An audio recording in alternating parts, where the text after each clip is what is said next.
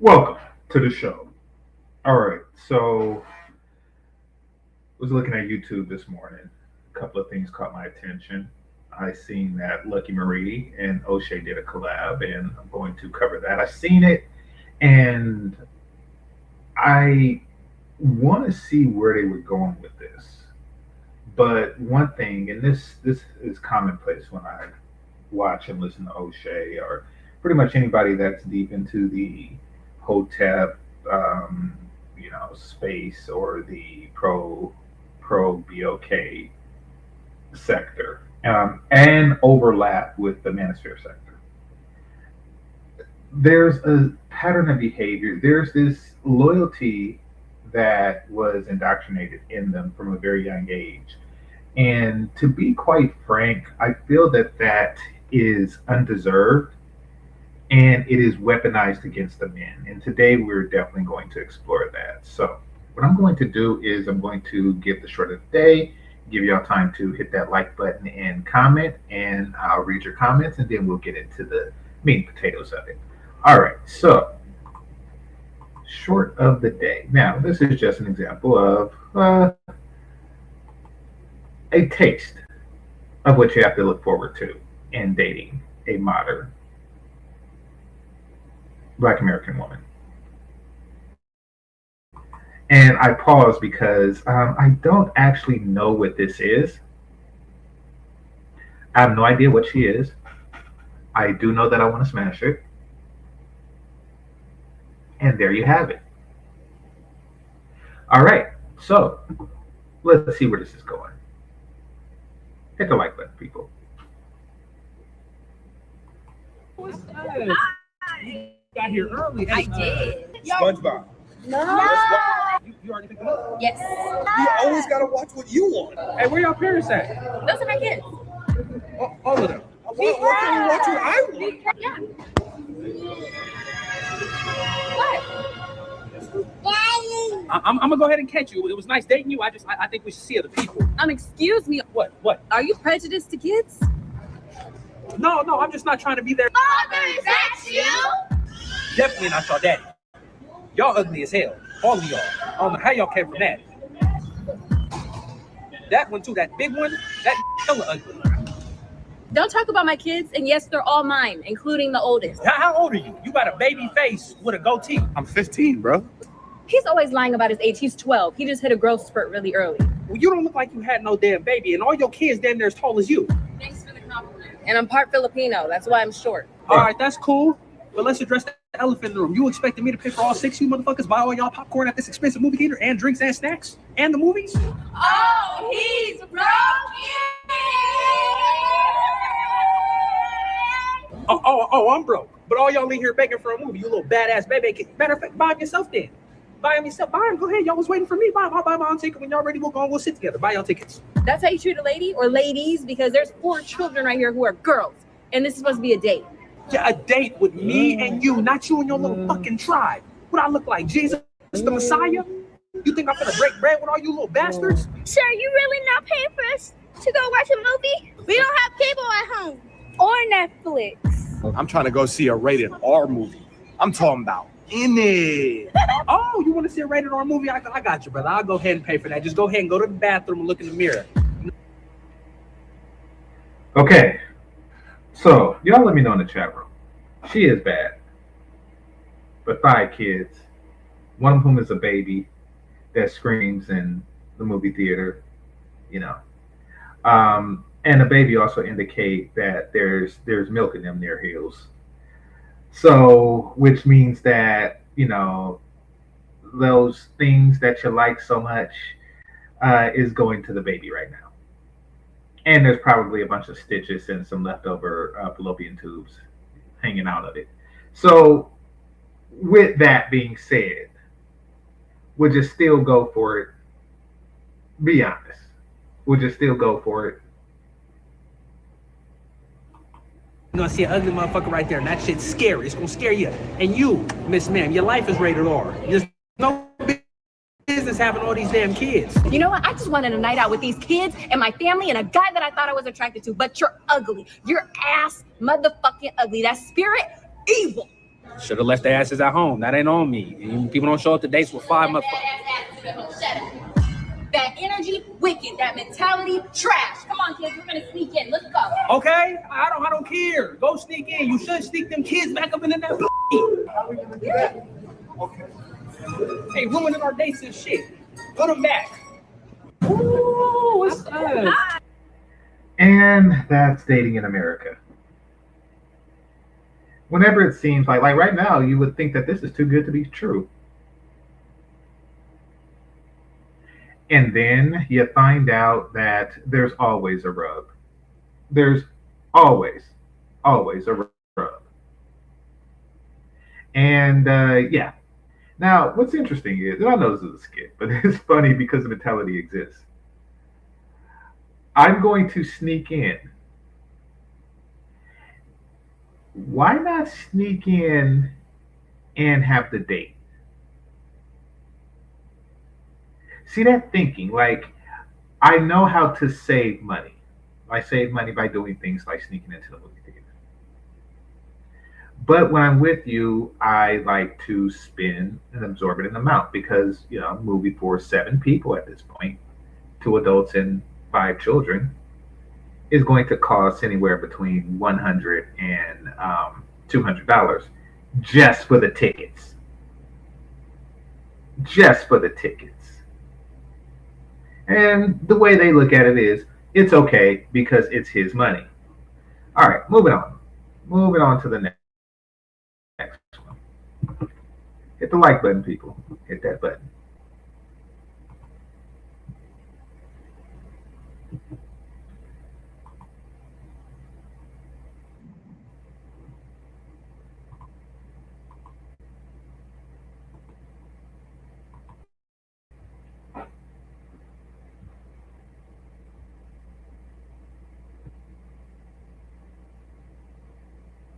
Somebody says she has a nice shape. That is an understatement. And face and hair. All right, let's continue. Believe that overseas women are more marriage material than American women. Yes, because I feel like a lot of American. Pull your mic in. Inward. Yeah. I feel like American women. And what we want as a man, it's like they tainted a little bit. Overseas women, they are with the normalities of cooking, cleaning, the simple things. You know what I mean? So you don't really, it's not going to be a lot of arguments with them. It's not going to be a lot of telling them or just like things that go against the grain. You know what I mean? I feel like American women, I mean, I feel like I'm talking bad about American women. No, it's okay. There's a lot of people in your shoes. Like, overseas, they just with the simple things, right? But this is what I want to say. Like want the simple things. This is what I want to say about overseas women, right? What? Overseas women were trained to be that way because the man was the provider and the steady head in the household. American women were not raised that way because a lot of black men were stripped from their households at a young age and they grew up without a father. I want y'all to point out how she switched from American to black. The topic was foreign versus American women. And then she switched it to black. Get it? Got it? Good. Somebody says conditioning has him mumbling and stumbling. Well, and it also has her interrupting. She sees the point and she don't want it to get any traction, so she wants to interrupt as quickly as possible. Now watch how this conversation continues. Present. So they were raised by independent women. I know you were. So that changes a woman's dynamic because a woman is raised by an independent woman. She's being taught to be independent so she doesn't go through what her mother went through by being left alone to raise a child and have to struggle on her own. That's what I meant when I said so tainted. Yes, there is overseas women do have an advantage when it comes to that, but they have men that are present. That are providers, that are taking care of the household. We do not have that. Now we have men that want to go 50-50 with you and want you to go work. You see that? Over talking. All day and then want you to come home and clean and cook for them too. That's what we're dealing with. We're dealing with non-traditional men wanting traditional women in the house. And that is my point. That's not how that goes. Like at the end of the day. Hold on. Hold feel on. that. Hold on. I You feel know, I that. let her get her point I feel across. it. All right, Feel let's it. talk. No. Let's talk about why. Okay. So we all know that excuse is BS. We all know what it is. She said was true, even though nothing she said was true. But let's assume that everything she said was true. Why should you care? If someone says, I can't be the thing that you want me to be because of dot dot dot, all you should hear is everything before the word can't. Or really, everything before the word because, excuse me. I can't be the thing that you want me to be. Period. That's it. Ear shut off. Like, okay, you can't be the thing that I want you to be. That's the end of the conversation. That is pretty much it. I don't really care about what your grandmama went through, and oh, chattel slavery, white supremacy, and blah blah. I don't care. All I know is that I want something done, and you can't do it. And no one else allows these excuses, except for the people who are conditioned to embrace these excuses. No one else allows these excuses. If you told your boss, I can't type because, oh, that's it. That's it. I need you to type. You can't type. Like, well, I can't file paperwork. Oh, okay, that's it. This is a job where you file paperwork. Like, yeah, I can't travel overseas because, okay, this job requires international travel, and you can't travel internationally. There's no because. I don't care. And it's even worse because, like, I really don't want to hear the part after because, but when I do hear the part after because, it's still completely invalid because it's like, my mama and them. It's like, wait a minute, you can't do what's required of you now because mama and them. Like because of something that happened a generation prior. I don't care. I mean, I care less now that you told me. Like, even if they said something that you can empathize with, you still would say, okay, but you're not qualified. If they say, I can't wash dishes because I'm allergic to water, it's like, oh crap, that sucks to be allergic to water. Well, I need someone that can wash dishes, and you can't do it, so bye. Bye. But we have been conditioned to actually listen and take this foolishness into consideration. All that was foolishness. And then let's go over the women overseas. The women overseas, they have like 1950s husbands that no, they don't. No, they don't. If they're lucky, they have a man that is trying to figure out how to get by on $10 a day. And so, what are you talking about? If they had all of this tradition and everyone overseas is a housewife type deal, if that were the case, then why are they messing with foreigners? If their men are so spectacular, why are foreigners just going over there swooping them up? No, these women are independent themselves, and they don't like it. You see, what makes Black America, because she made it about race when it was a topic of nationality, but what makes Black American women unique and different is that they seek independence. They think it's a good thing, and really they're seeking leverage, and independence is a means to the end, which is leverage. But because they think it's a good thing, and other women don't, that's what makes them fundamentally different and fundamentally better. Why would you get in a situation of codependency, which is what a relationship is? You are depending on each other. You're basically putting the happiness of the other person, you're putting your happiness in the hands of the other person. That's how relationships work. Like, I make you happy, you make me happy, and together we'll be happy. That's the goal of a healthy relationship. They don't like that dynamic for whatever reason.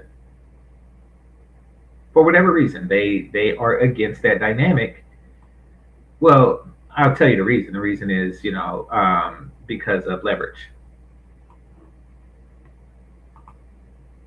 Now, her whole argument was foreign women, and oh yeah, because they all have husbands that marry them when they're 13 and take care of them until they're 93, and that's why they're submissive and blah blah blah blah blah blah. No, they are because they just are. And then she said something to the effect of they want us to cook, clean, and um and work. It's like, well, aren't you doing all of those things now? Aren't you doing all of those things right now?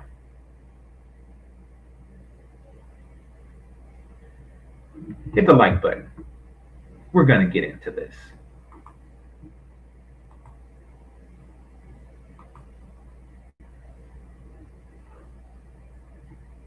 And if you're new here, hit the subscribe button. All right. So,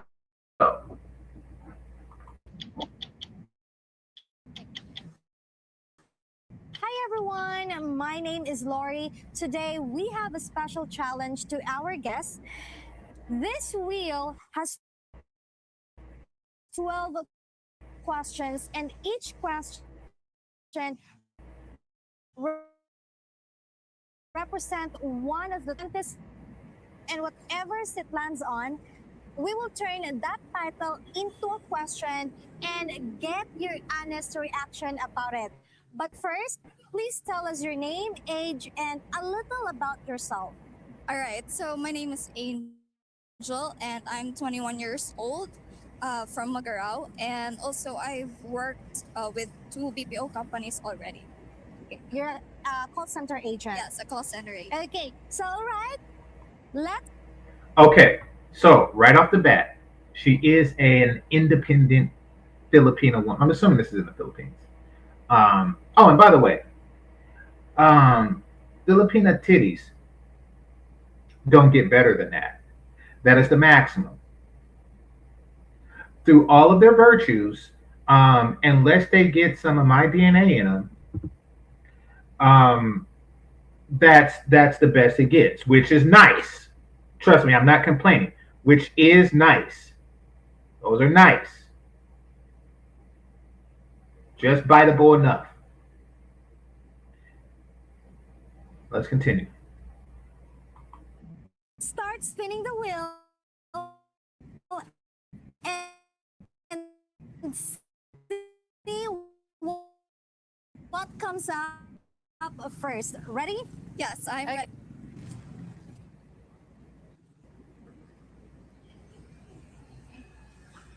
Okay, so we got number 8. Okay, number 8 question, Angel. It is okay. Oops, no condom. Now what? Let's what? What will you do? All right, so if my boyfriend would tell me that we're not going to use condom, it would be up to me if I will go for it or not. So I think it's very important for both of the parties or both inside the relationship would agree, not just one person, because consent is really important Okay. So in the relationship. if you're in that Okay, so I don't know if I completely understand the answer, but I think she's saying that they would discuss it and come to a mutual understanding of how to proceed forward. She understands that it's her body, her choice, but she would still embrace counsel from her mate. That's how I understood. Correct me if I'm wrong in the chat room. position or in that moment, what would you do? I think if I'm in the mood, then I would go for it. But if not, then I would not consent it at all. Okay. Do you think a lot of Filipinos your age would do the same thing? I am very confident that they would do the same thing, which is actually to have consent first, because the latest post that I've seen is that the marriage have lowered down, and then the teenage pregnancy have actually lowered down. So I'm very confident that they are choosing the right ways. They are, practicing the right ways. Okay. So out of 10 Filipinas, If you ever call a customer service line and they sound like crap, it's because it's because of this. how many Filipinos do you think would say yes and no? Okay. Okay, now let's do the second spin. There was a huge communication gap in that question.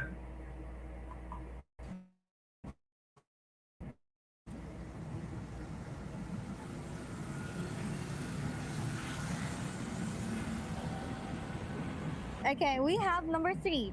Do Filipinas prefer a white man or a black man? All right. So, honestly speaking, or personally speaking, because I don't actually know what other people's preferences, right? So, if I'll be the one to choose, I prefer Okay. black. Actually, black. May I know why? They have strong appeal, and of course, for me, it's just so that we're both black or brown. You have a beautiful skin, by the way. Thank you very Very much. beautiful. You as well. Thank you. Okay, so Okay, interesting thing about Filipinas, and maybe even Filipinos. To me, a brown skinned black person from California, they might as well be the same damn thing. Like it looks like the one on the left been in the sun like a little bit longer, but that's about it. But to them, it's like a whole world of difference. It's like the difference between Wesley Snipes and Jasmine Guy. It's just like a that slight and subtle shade difference that the two of them have is the hugest thing ever. Oddly enough. black. Have you ever dated foreigners before? Not, but yeah, And he's black. he's white. That's why. Okay. Last one.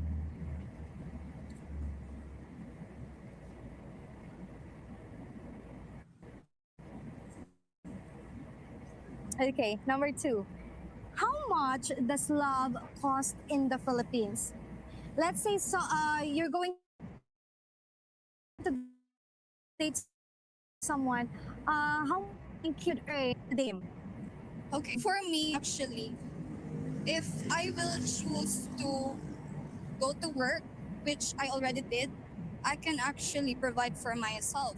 And for that question, how much would love cost? I think that's not, it's for a specific preference, because for me, I don't need my man to have a specific income for me to love him.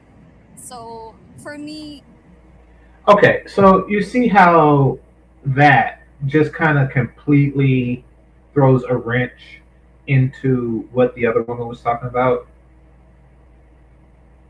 I mean, and not only her, like all of the immigrants who, work as hotel maids and stuff like that and still go home to their husband who work as a landscaper.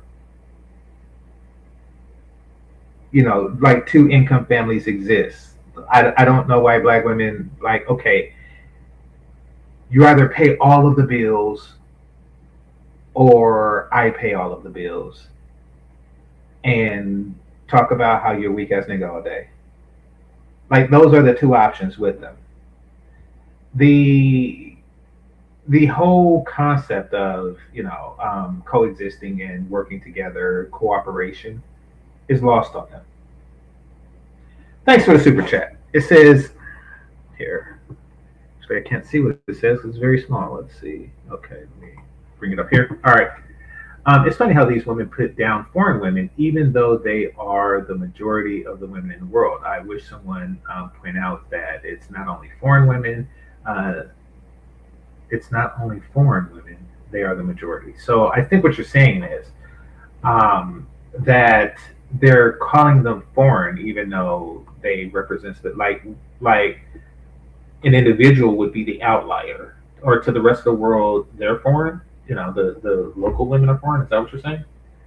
But I get some of what you're saying, and the fact that they put down the foreign women is they're trying to, because once again the name of the game is leverage, and leverage only works if you are isolated within them. If you are only dealing with women who are choosing to leverage you, that's it.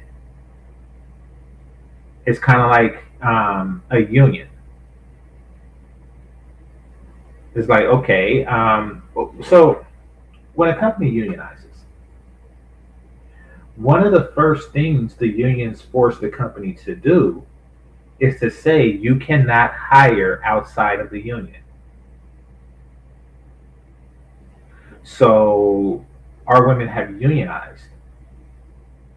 And one of the first things that they told us, one of the first things that they tell their sons, et cetera, et cetera, et cetera, and this goes into the conditioning that I was talking about, is you cannot hire outside of this community.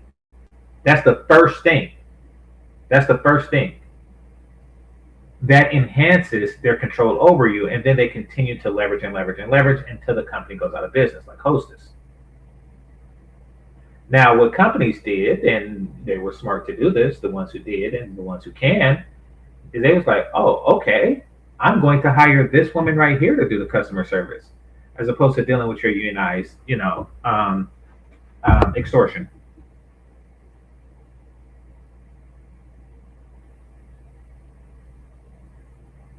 And that's what's happening here. So now they're getting pushed back, and there's a recall to solidarity. But it's like, no, you attempted to weaponize and leverage. Make no mistake, women, foreign and domestic, work with their husbands. And I'm not even talking about like, a poor immigrant and her landscaper husband, because this is their first generation here, with the sixth grade education. I'm talking about even in the past where, we were in a similar situation where we were sharecroppers and stuff like that. The women were in the field with their husbands. Even in the 1950s, like 34% of women worked. So this isn't a new concept. The concept of two people working to, have a dual income household. That's not a new, off the wall concept. And it happens on all like economic levels. When you go into work in corporate America and you see the women working there, the non-black ones are married. And I'm talking about from young to old, like the CPO, and I didn't even know that was a thing until I met this woman. The CPO who's Ivy League educated, and she went to, she has a STEM degree and stuff like that. She was a very accomplished woman academically, and she said that the happiest day in her life was when her husband proposed to her. In fact, she quit her job, I think it was like in chemical research or something like that, for a long time to focus on the family, and then she came back to be the CPO. And this happens all the time. Like, like most of them work. Like most are dual income families. It's not like the Real Housewives of something or other. She's a teacher, he's a construction worker type deal. He's a doctor, she's a nurse. I don't get this whole dynamic. Like the only way this will work is if you pay 100% of the bills, and then it's ridiculous. And then I'll do just as much cooking and cleaning that I did prior to being with you. And they never will address the fact that, even back then, in the most traditional sense that they're referring to, the women were virgins and they were extraordinarily younger. They'll never bring up that part. Just saying. All right, let me see if there's anything more here on that. Love is being seen in different ways. It doesn't need to be uh, salary working man. So Oh, she's just killing it. It doesn't have to be. So, I mean, you see how they're expressing how they're better than you? Now, she has a customer service job and she makes significantly less money at her customer service job than she would in America working customer service. She's like, money ain't a thing. So while these women are talking about Birkin bags and you got to make seven figures, et cetera, et cetera, et cetera, just to get basic cooperation, she's like, well, I have a job and I'll give you basic cooperations because it's basic. Oh, and she like black men. yeah, that's it. So you're saying you would date someone? That was just a stupid question. Why do you have to go to extremes?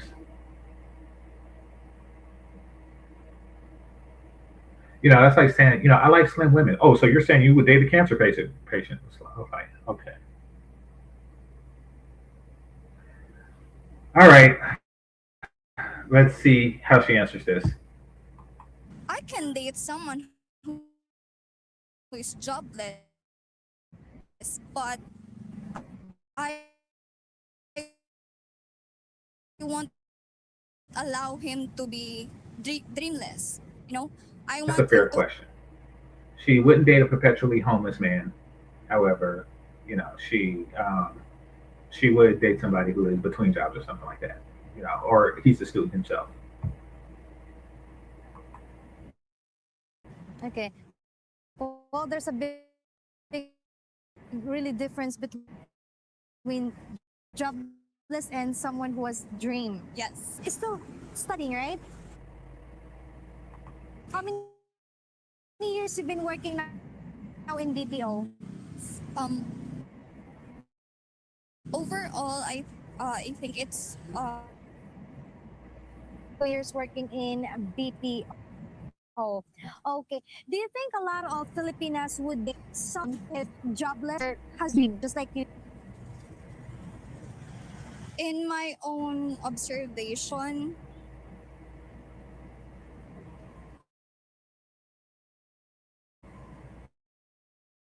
No. No. Why is that? All of us want someone who has a job, right? But if we're technically talking about our partner currently has no job, maybe they're gonna go for it, and then as long as are able to see the person who is willing to, to find or seek job, I think they're gonna date someone who's jobless, but not forever. Okay. Do you think province women would have different answers?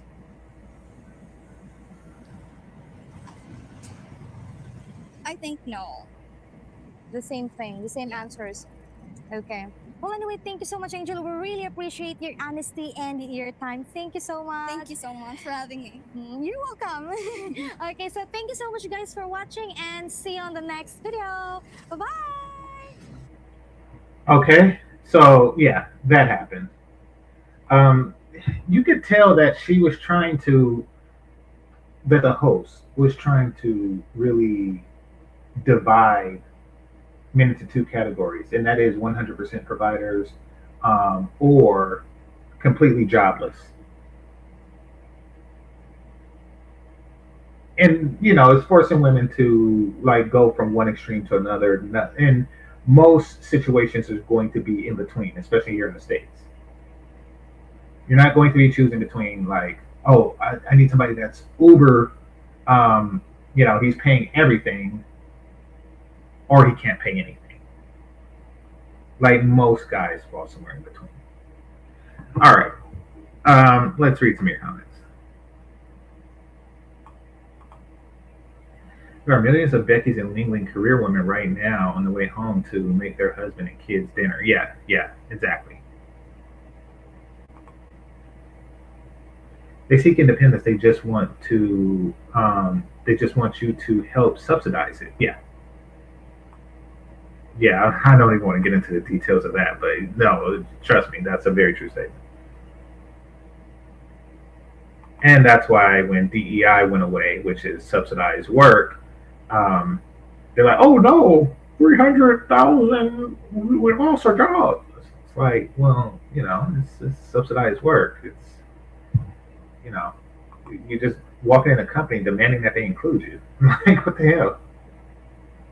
And really, what it was not non-cancel insurance. It was companies just paying these women to not get canceled. Majority of women in the world aren't America. No, I get that. Yeah.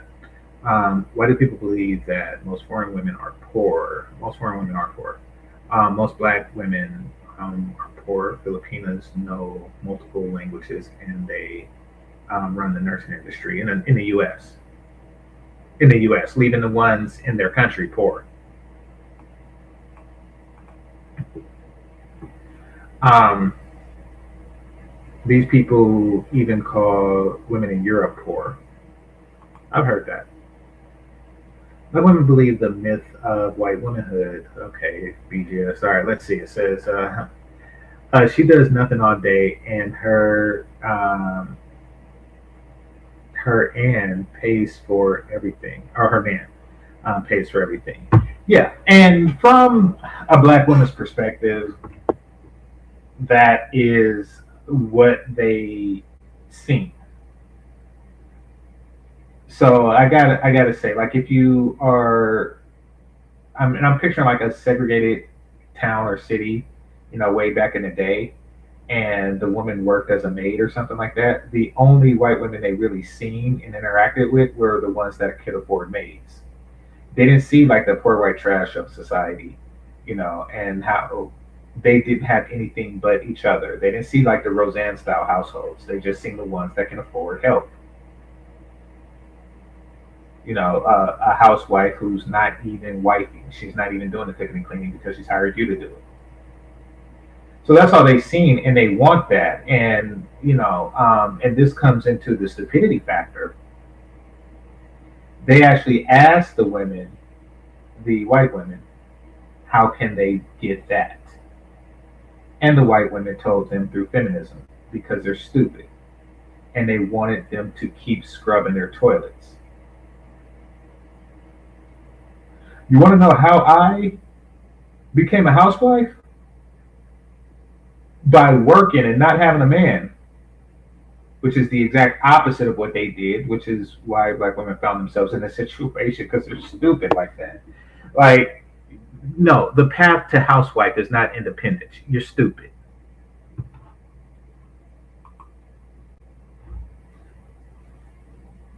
But, shame on you for trying to get a straight answer from the person whose toilet you're scrubbing. All right.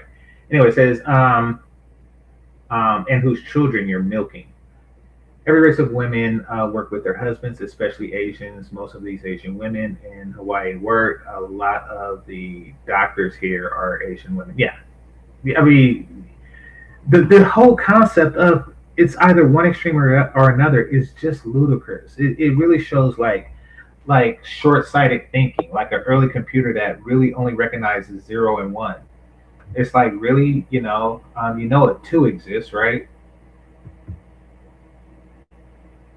But what they want to do is they want to leverage the men to a point of complete housewifedness, one where they actually don't have to do wife stuff. Kind of like a Peggy Bundy type situation.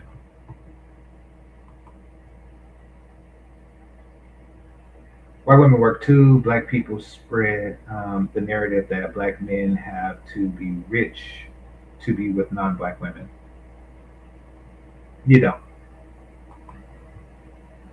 I actually know a Filipina named Angel that's 21. Why? Is her name Angel also? That would be a heck of a coincidence. Black women say they don't want to build with us because they are afraid that we're going to leave them for Becky when we make it. And now that is the meat and potatoes of it. And I wish that more would be honest about that. I really do. I really do. Because then, and if that woman would have said, honestly, the reason why we don't, do that is because we fear that you would leave us for a white woman. That's our biggest fear. Um, if absent that, we would behave like, international women.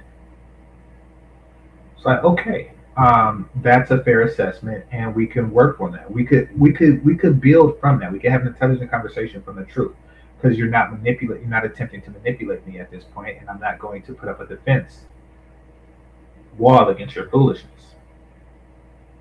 If they were to respond honestly, again, and some do, this one did. But no, that is a honest and legitimate fear. One that we can't completely dissuade, but what we can say is that what they're doing now is ending relationships before they begin. You see, you fear the relationship ending so much that it never begins because you behave in a way that's not really wifeable, so you don't get wiped.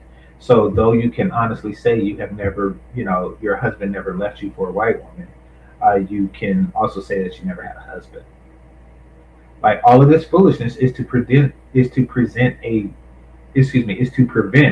a doomsday scenario.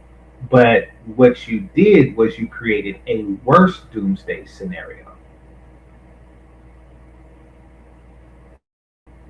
It's like going back in time to stop WW2 and something worse happens. Like you accelerate it, or you drop your cell phone, and the Germans now have new technology, and they get the A bomb first. Like, I mean, you created a worse scenario, and now you have to figure out a way out of it. And trust me, what you just stated, Jeff. I mean, that's really the comment of the day, because everything that they do is a response to that, is to avoid that scenario. And that's why we have this whole grooming and conditioning and et cetera, et cetera, et cetera. What they don't realize is that this thing that they're doing is pushing you into the non-black woman's arms more. So you got to stop.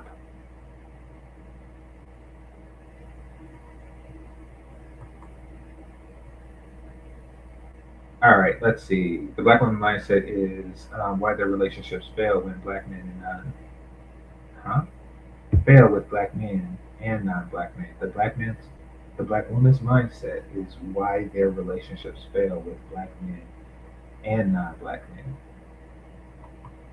They have relationships. All right, let's see. Right, and that rarely happens. Brad usually leaves them for a white woman. Yeah, that's also true too. It rarely happens, but it happens more in their imagination and in media than anything. That's why movies like Waiting to Exhale opened with that. It opened with their doomsday worst fear scenario. Like a husband and father of two just randomly says, "I'm leaving you for the secretary." And then Tyler Perry really just made about three movies that, were the exact same way. Like, I'm leaving you for the white woman. It's just random. You didn't do anything wrong. You look like Angela Bassett, but I am going to leave you for Becky because there's something rooted deep inside of me. And it's really that belief that black women tell each other. It's that belief that drives a wedge between us.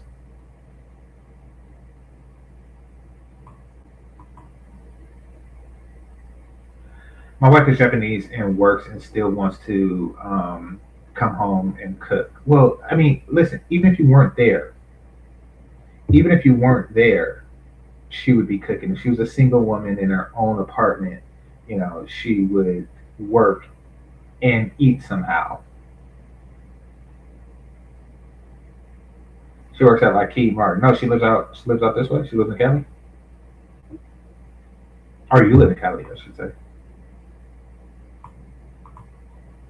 All right, someone said don't down talk unions. Okay, so here's the thing. Um, Power corrupts. Power corrupts. And those certain things are created with good intentions. After a while, corruption takes hold,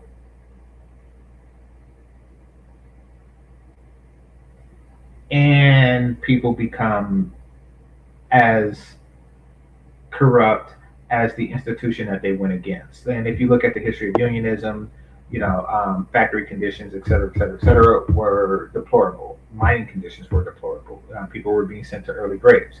There were 7-day work weeks, et cetera, et cetera, et cetera. I think that the president found a finger in a can of Campbell's soup,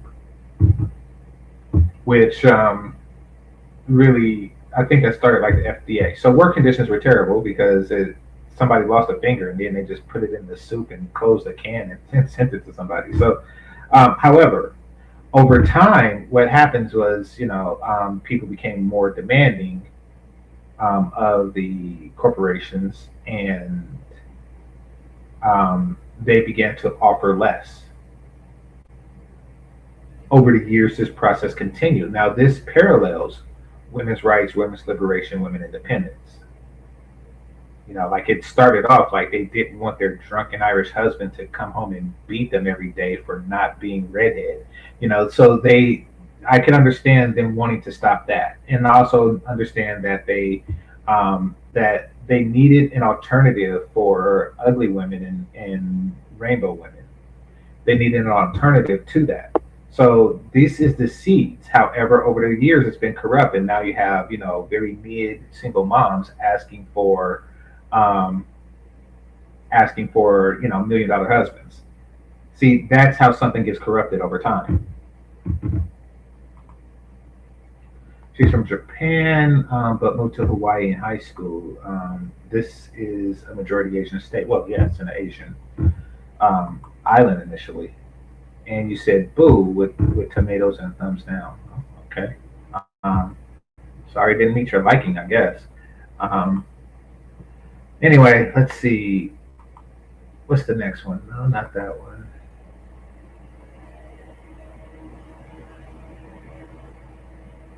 All right. So we're going to show another example of modern women. Because I got booed by one. So let's show it. I was going to skip this, but let's just show another example of the mentality that's being dealt with here that men are escaping. All right. So off topic. I seen this. I seen a clip, and apparently the woman who played Kimberly on Different Strokes, she's gone. She's gone. And like while she was on Different Strokes, even though she was like 14, she was on that stuff at 14, and then she didn't make it to 35. I'm like, wow, I did not know that. So apparently the last man standing is Todd Bridges, and I strongly suspect that he took Janet Jackson's V card. So yeah, life is strange. All right, here we go.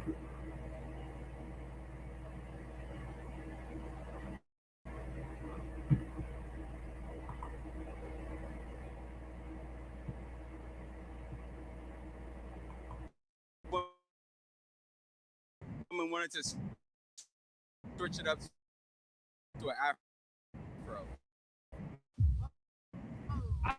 Oh hell no! Okay, I'm gonna be honest. I thought that all Ethiopian people were women. I mean, I didn't even think that Ethiopian men existed, probably because I just get so caught up on their women. I guess it makes sense that they have to have men there too. So yeah, that's I learned something today.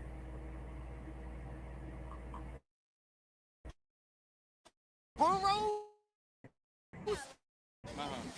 Hell no. Never date a white woman. That's the conditioning played out. That is the conditioning played out. While she just smiles and grins in the background with the Where's Waldo beanie on, I don't know what this is. I don't know the gender of this young person here.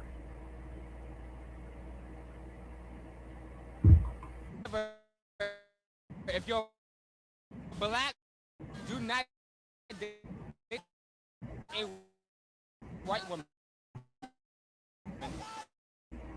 Why do you say? I'm bored.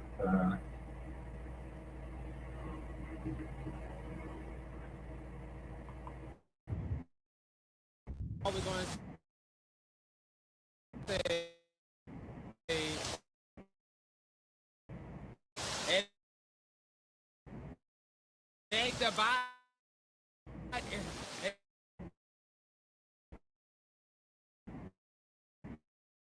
It ain't your ass.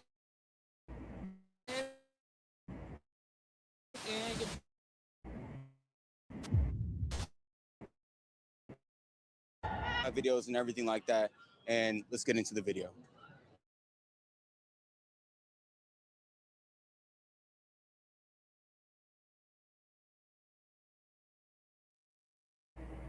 A person says, "What's the most beautiful part of a black woman?" and she shows her ass. I really don't know what black women's fascination with their own ass is. I really don't. It's bothersome. The random twerking, it seems like that's the only dance that they know now, is very vexing to me. By the way, that's the dance that working girls use to seduce the driving by cars. But nevertheless, it's disturbing.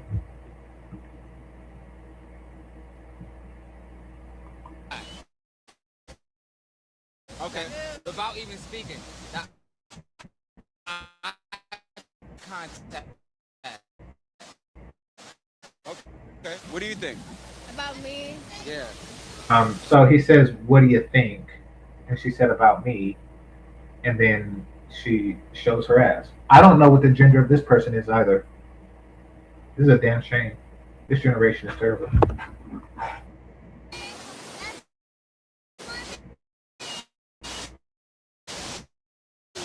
Hey, what do you gotta say?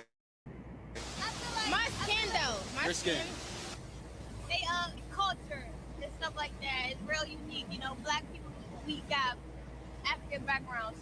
So I feel like or like African or native backgrounds. So yeah. That's dope itself. Where did you learn how to throw it back like? I'm Jamaican. Oh, you're Jamaican. You been doing that all your life? Yeah. Okay. And then I have a kind of a serious question. Oh, I ain't gonna lie. I got like, I'm gonna be honest.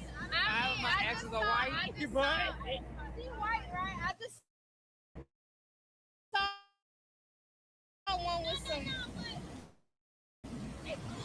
Never. Not date a white woman. Conditioning. Okay. Oh, holy crap. Okay. Unions are better than non unions. I agree. I agree. However, non union jobs is better than no jobs. And that's what we're dealing with now.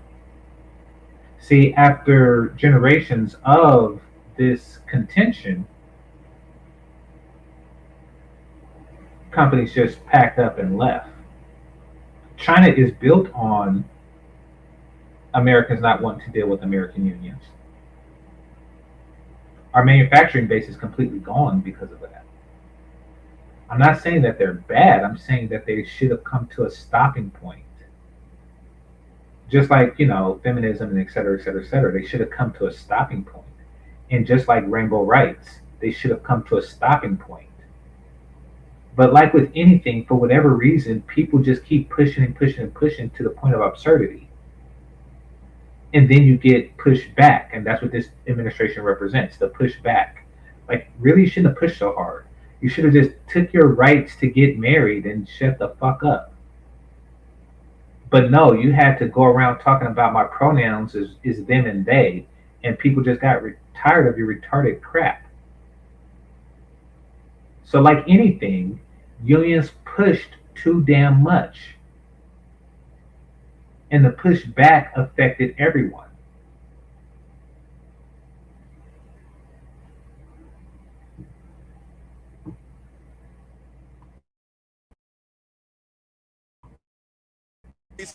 Say that. I got. Believe, but okay. I would never date a white woman again in my fucking life. But wait. After the third one, like after the second one, I should have. It's a coochie beer. Keep it along. Black. Like, hey, what? They got good credit. Why would she answer that?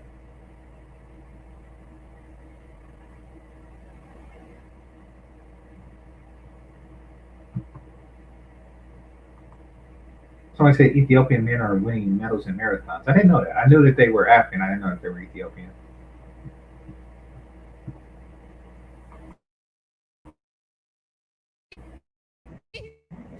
Oh, they got.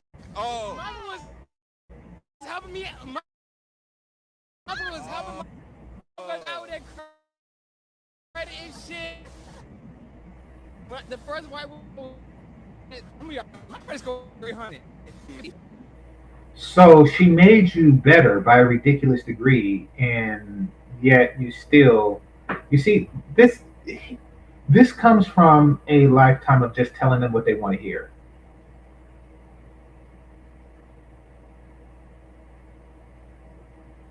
Think about a white woman.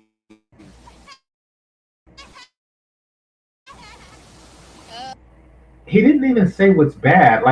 He didn't even say like what happened in these relationships. Because I guarantee you, whatever he says they did, is something that's done by his own as common practice. Except building your credit. I like their eyes. Their eyes. Why do you think a lot of Their hair? Yeah. Because. Oh, it is.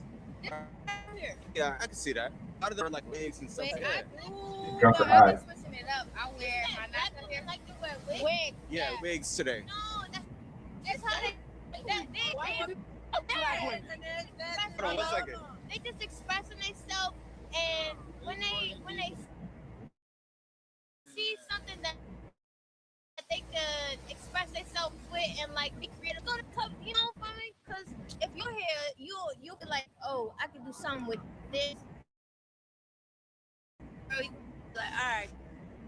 And what I know, like the difference between a black and a white female, when it comes down to hair, we black females, we like switch it up more than like a white person. That's not a good thing. It's not necessarily a terrible thing, but it's not necessarily a good thing. It really means that you're spending like a lot of time, money, and resources on something that is not necessarily bringing you closer to your mate. Largely because most of you don't have mates. But I mean, nevertheless, it's not really. I change my hair every 3 days. It's like, okay, that's strange. To be perfectly honest. Here, always. Keep talking your shit. Say what you think. Like a white person, if if you look at it for like hair, always like yours. Yeah. So, but we like switching it up. So that's So what if a white woman wanted to switch it up to an afro? Oh hell no! I'm straight out of Africa. Like I'm Ethiopian, but if I see a white person with cornrows, hell no. What exactly are you going to do about it?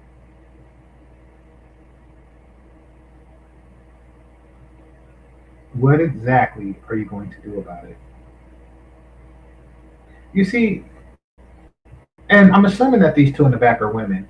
It This is just an example of a brother who is in the company of black women, and of course, like, oh, they got the. Of course, he's not going to say, what he's thinking and what drew him to those, alleged 5 white women to begin with. He's going to go into this whole solidarity piece. Now, let's see if it pays off, because, I would too if it guaranteed me a foursome. But let's see if he actually gets that. Let's see if there's any future in your simping. Let's see that. You can't do that. I'm real big on pro-black. I don't. I'm real big a pro-black. I don't. Don't be scared. Don't be scared. So why can a lot of black women straighten their afro hair to straight hair, but white women box? They can. That made no damn sense. That shit won't be done right. You think it's gonna look ugly? You ain't gonna hit nobody. If you see a white woman with box braids or cornrows, you're not gonna do anything about it. You're just gonna like make a face or. I'm gonna be honest. My baby mother white. Oh, she is.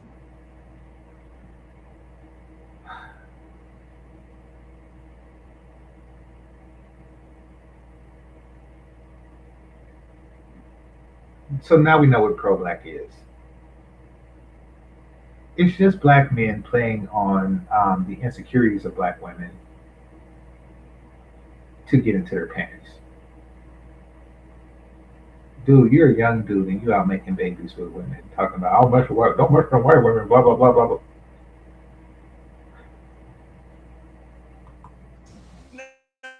Man, you like white women? Come on. No.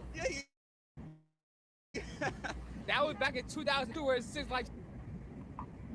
Okay, so he's a lot older. I was thinking that he was younger, not because of his looks, but because he does this interview thing with college students all the time. So this dude is walking around with a 14-year-old mixed child, talking about don't date white women. Okay. 2014. We don't talk. crazy y'all asking me. So you're not raising your child. I can't imagine any way you can be involved in your child's life and not talk to the mother. This is the pro-black mentality, I'll tell you.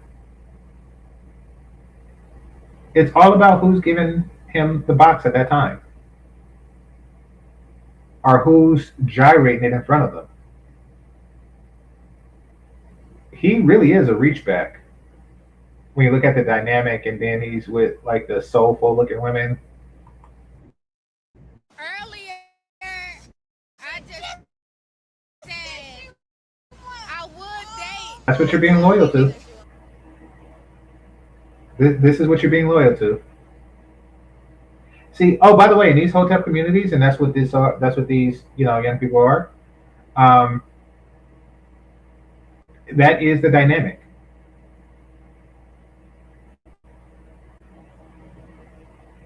That's the dynamic. Like, the black man's mating call is to speak ill of white women and white supremacy. And the black woman's mating call is to gyrate her ass.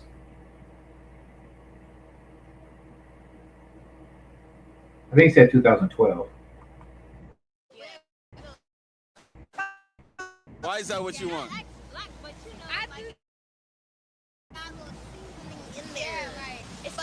he a little G. He a little, you know, he got a little nigga in him. You gotta have a lot of black. I'm being honest. So you want a white dude from the hood? Yeah, they. No, he don't gotta be from the hood though. I mean, he just gotta have a little. Y'all hearing this? Y'all hearing this? When people like O'Shea is like, how can you do that? You know, it's your queen. Oh, but if it's a white boy from the hood, this your queen. This is what they are giving exclusivity to. Y'all peep this. And we're gonna talk about O'Shea in a moment. She said it was black. You know, like the little, you know. This is coconut water.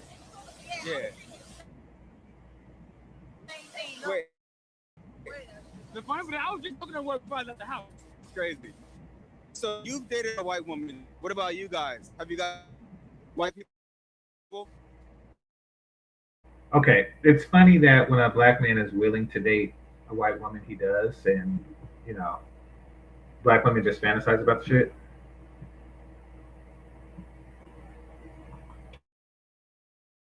You Afro everything.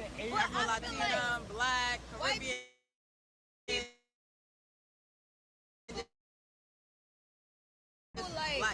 Like, it's not like a very proud. You feel me? So they gonna express that shit the way they express that shit. White people or other races, they probably don't express it the way we express it, but we black. Who's the leader? Is it the man or the woman, or is it 50-50? I keep saying that. It's always gonna be the niggas. From a man perspective, if your bitch is, if your female or lady, if you not calling me, I'm not gonna call you. Like, it's the energy got.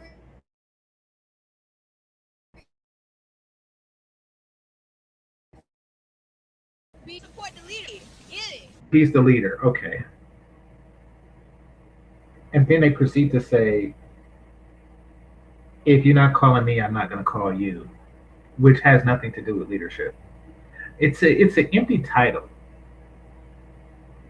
It's topping from the bottom. It's an empty title, really.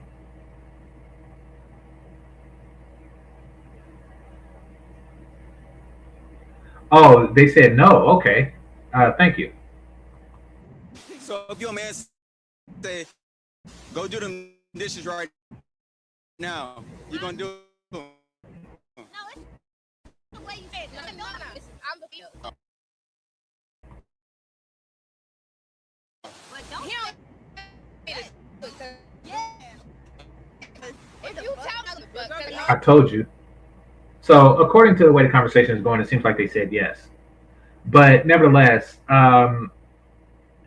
okay, it's leadership as long as you lead the way I want you to lead.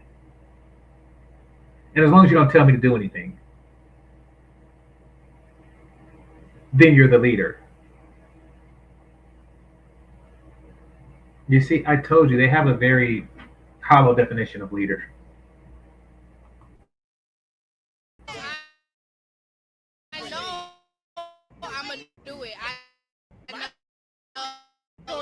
That's all. And you see, dude, you're going to lay your ass right there and I'm going to take care of your ass. See, y'all see this. Pro-black.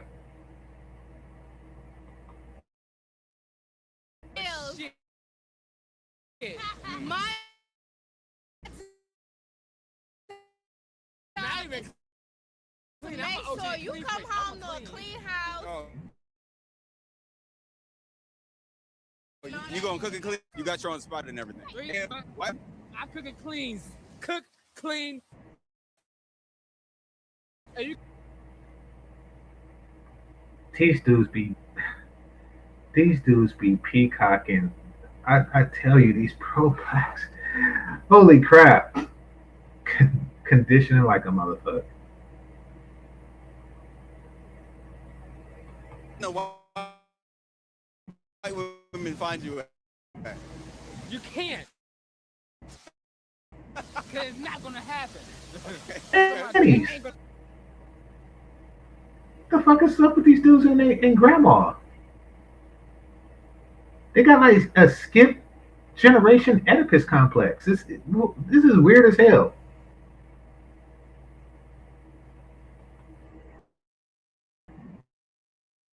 Now, if you mix, maybe. If you mix, maybe. But I got some DNA. Okay. Cause you pure. And she just constantly turned her ass to the camera.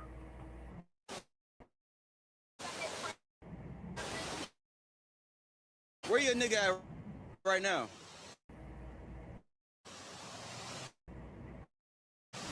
Cause I know you got a nigga for sure.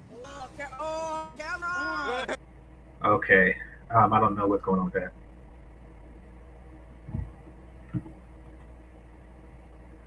Arab men are very attractive. That's random. But everybody has a type.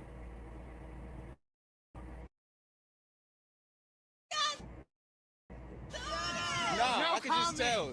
She's a pretty woman, so I know she got a. She's constantly just showing her ass in the camera. What? This is me. It's called expressing yourself and thriving. Hello. So You and his family though.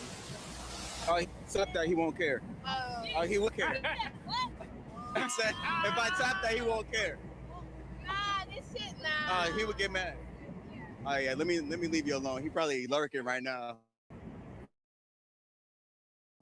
But no, it was nice to meet you guys though. For sure. I'm sorry. That's crazy. It was nice to meet you guys. What's your YouTube? Okay, so that's the end of that. That's forward. All right. Let's see. This reminds me of Dr. Umar yelling at the little white dog, Black Queens Forever. He did that? I know he's a weird dude. I didn't know that it was like to that extreme.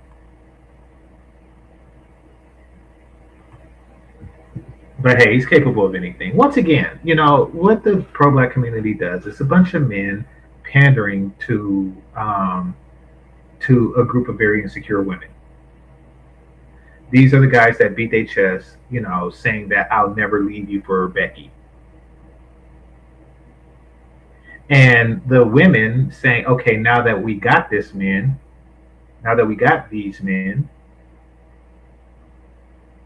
we can execute Order 66 because it's not going to be Order 68 or 69. Yeah.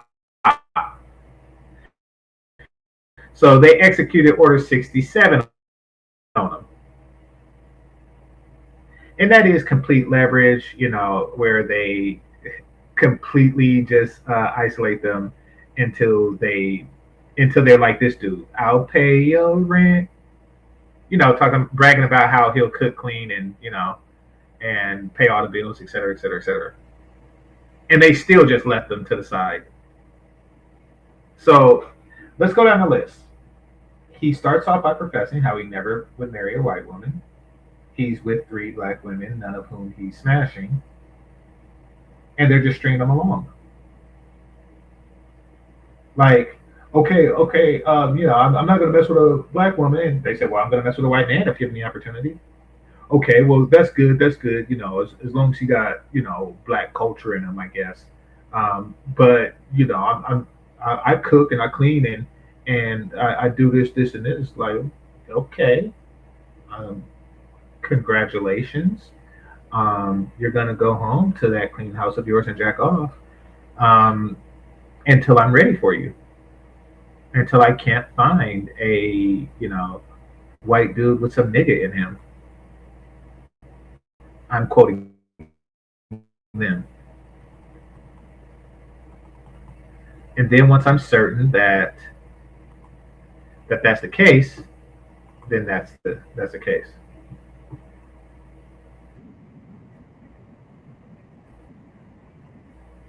All right, let's see. Y'all tell me if this buffers. If so, I'm going to read some comments and I'm going to download it. So hopefully it won't buffer as much.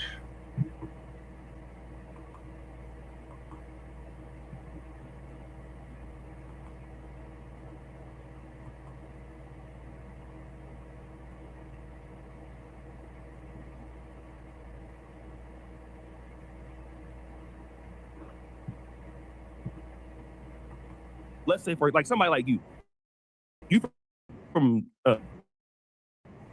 you from Cali. Somebody misuse you on the platform.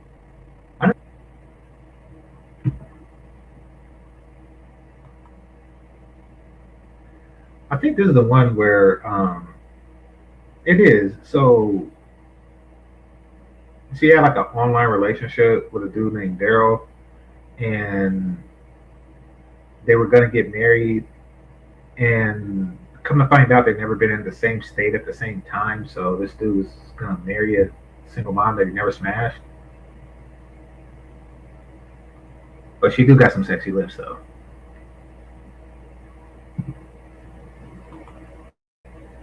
Well, what do they think you're gonna do?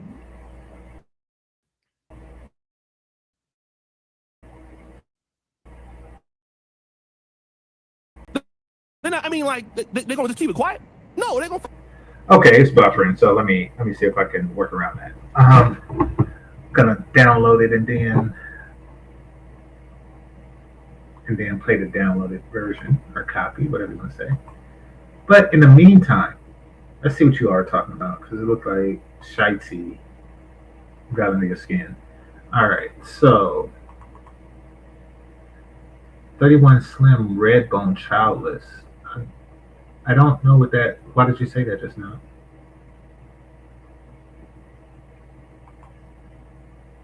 And wasn't he just 30? Like with the same stats? Like, well, anyway, let's see. That was quick. All right.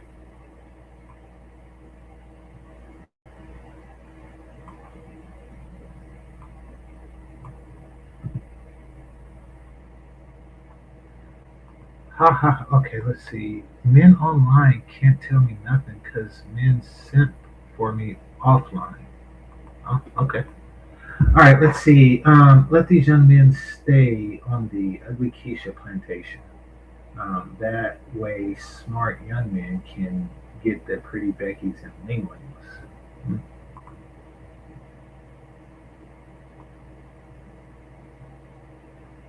I just watch and record. All right, let's see. Just like men leave other men, just like men leave other men to the side out of fear of falling out of favor to fit into his what? His widow clit. He cannot stand up to without being retaliated. I have no idea what you're saying there. All right. 40-year-old cookie, no man marries. Look out at the. Oh, that's why she says she's 31. Okay, I got you. All right, y'all talking about cookies. Y'all took this conversation to a very weird place. Let's go up before she came in. All right, somebody said, do these dishes now. That's how you talk to a child you don't like. That's how you talk to someone who there's dishes and they're not doing them. I mean, yeah, there's a more polite way to say it. But at that moment, for whatever reason, he chooses not to be. I mean, it's. I get that he could have said it more politely. However, the question is, would she do it? That's the question.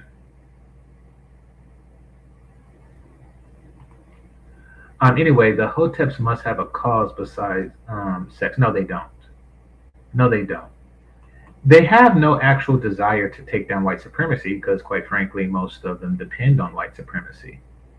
And I'm not talking about depend on it like, because they have a job and that job is likely for a white person. I'm talking about depend on it because they have food stamps. Like they live off of this system and thrive off of this system that whites have created for them.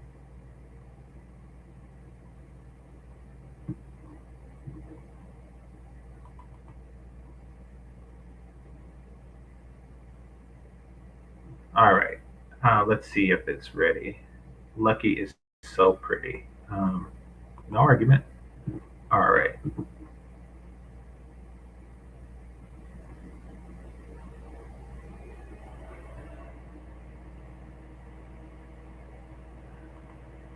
According to the Institute of Family Studies, biracial black children are born to single moms at 92%. Um, okay. Jesus. Bring up the stat, because I gonna call bullshit on that.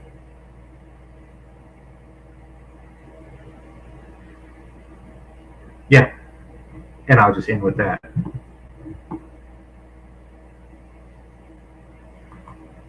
And feel free to put the link in the chat room.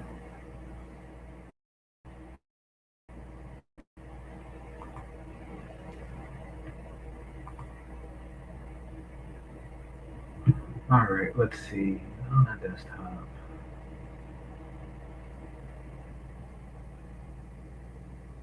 All right. Downloads.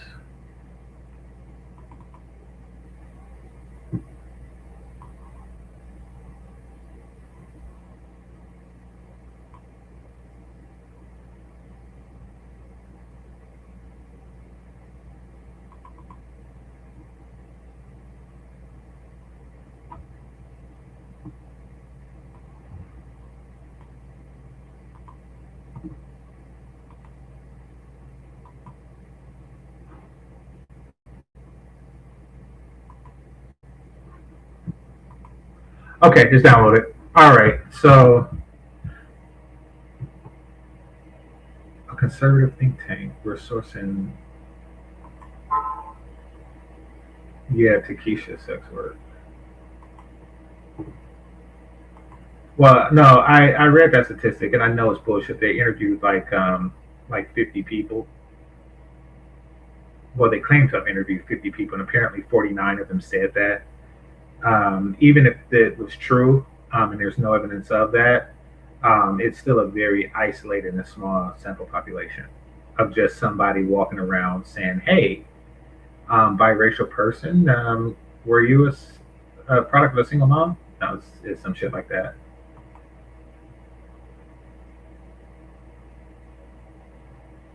All right, so let's see if it buffers now. It says, as pretty as Lucky is, she's still single with a child, looking for one of you tender simps to step up and become a stepfather. I don't know if she's really looking for love online anymore. She has a large enough following to where she would have found somebody if she was, open to embracing somebody from online. So I don't think that that's really the case. If she's looking through ancillary means, or I don't know what her deal is. And I didn't know that she was single until you just said something. Nevertheless, she is Fantastic's type because she has a vagina. So I, yeah, I'm not certain how open she is to that because I think she's shot down like Tommy Sotomayor, and I don't blame her. That's one ugly nigga and weird. But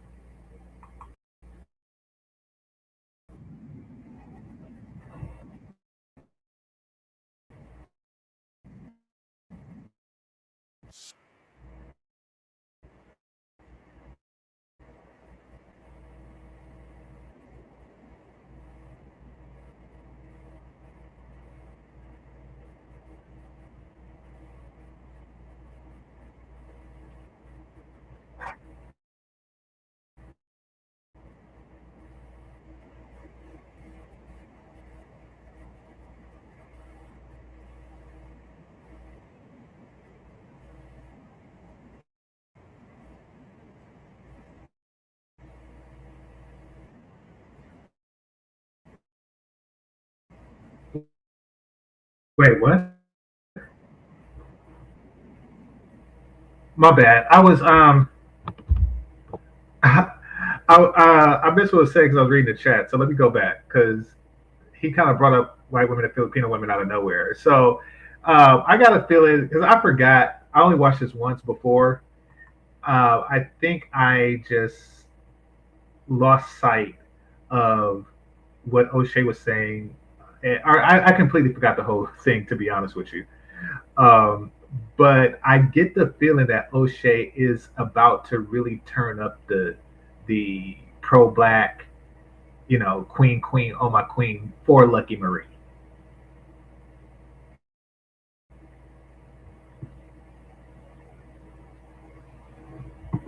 Oh, y'all saying no audio? Okay, thanks. Let me take care of that. Somebody says she's too skinny for fantastic. He likes 180 and above. Did he say that? Because I know when he was on the Kendra G show, he said big, small, light, dark.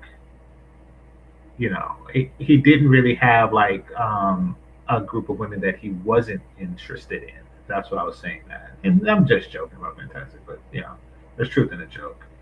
She falls within his very wide range of women that he's willing to embrace.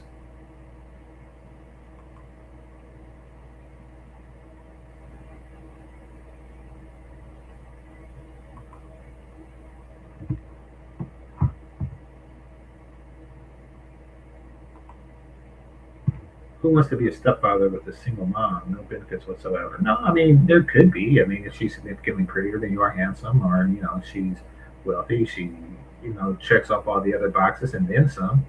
You know, well, basically she would have to make up for the fact that you are becoming a stepfather. She would have to make up for it in other ways.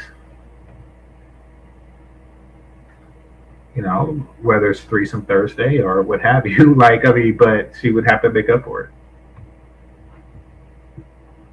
it. From the Western world, let's say for like somebody like you from you from Cali. Mm-hmm. Somebody misuse you on the platform. Well, what do they think you're gonna do? They're not. I mean, like they're gonna just keep it quiet. No, they're gonna fucking tell. You know what I'm saying? They're gonna tell. They're gonna have recordings. They're gonna have screenshots. And then if your message is anti that at any point, then everybody else gonna make And again, it's like, why risk your platform for that when you're holding everybody else accountable? And now you got all these booty clapping situations. Now, it's okay as long as you don't get caught. Oh, they're talking about Alba. But then you're doing it with white women. You're doing it with Filipino women. Okay, here's the thing. They're making it out as if sleeping with women you're attracted to is something that should be done in secret. And I get that you're a content creator, and really, in my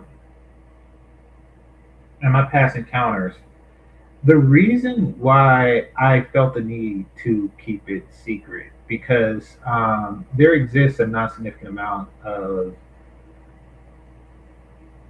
jealous ass niggas in the world. And what happens with those is that they tend to not follow the person and support the person that they're jealous of. So I think that would be the primary reason why any content creator should keep their love life, any male content creator, I should say, would keep their love life separate or secret. There exists a not insignificant amount of jealous ass niggas. I remember when Melly Monaco was showing MTR some attention, and then there was a bunch of question marks on, what's going on between the two of them. And we still don't know because MTR is smart enough to keep it secret. And Melly Monaco is smart enough to keep it secret. He's seen from a mile away that Melody King is not smart enough to keep it secret. So yeah, he was wise to stay away from that. So how can I say this?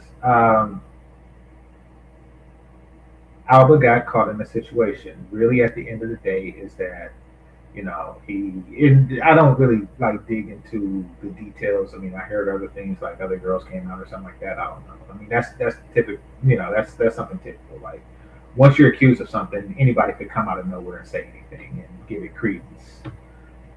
But nevertheless, we know about the one girl, and we know that there was a fake pregnancy or what have you. But just move on. But you can't move on because people like O'Shea get upset because she's not black. Like he just can't stop depolicing. He just can't stop depolicing. He just can't.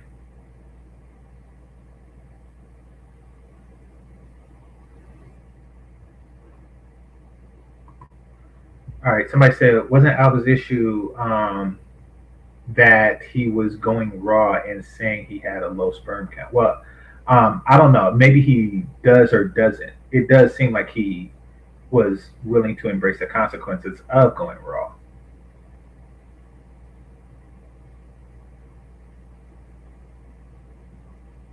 Somebody also said, people say that it bothered MTR when she got with Gilbert. Probably. Probably. I mean, the point is that, people try to weaponize even that, even, the possibility of him being with the baddie. They were trying to weaponize that against him because niggas are haters, quite frankly.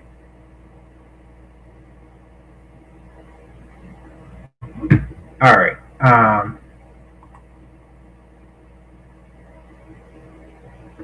Alba's in Canada, not enough black people to go around. So I don't give a shit. Fuck who you want to, fellas. Don't let these. He don't owe black Canadian women shit. He don't owe them. He don't owe them sperm, and he don't owe them dick.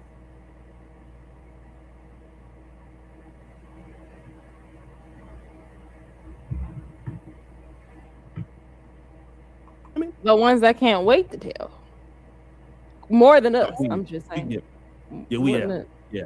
And they don't do no cursing. They don't do no, they just deal with the facts. They know the dog whistling better. So what happens is once they start hitting you with those facts, because see, it's easy if you're emotional calling somebody names. Yeah. But that's not how they dealt with him. They dealt with him very. Okay, I don't know what she's saying, but with dog whistling, I don't know what it sounds like, and this is something that y'all should take note to because everybody in the chat room's saying that she's pretty and stuff. The insecurity affects all women, all black women. They never stop and say, "I'm pretty. I don't have anything to worry about." No, they still worry about Becky and Ling Ling. They dog whistle. They do it better than we do, and blah blah blah blah blah blah. They still fear that competition. Surgically and very analytically.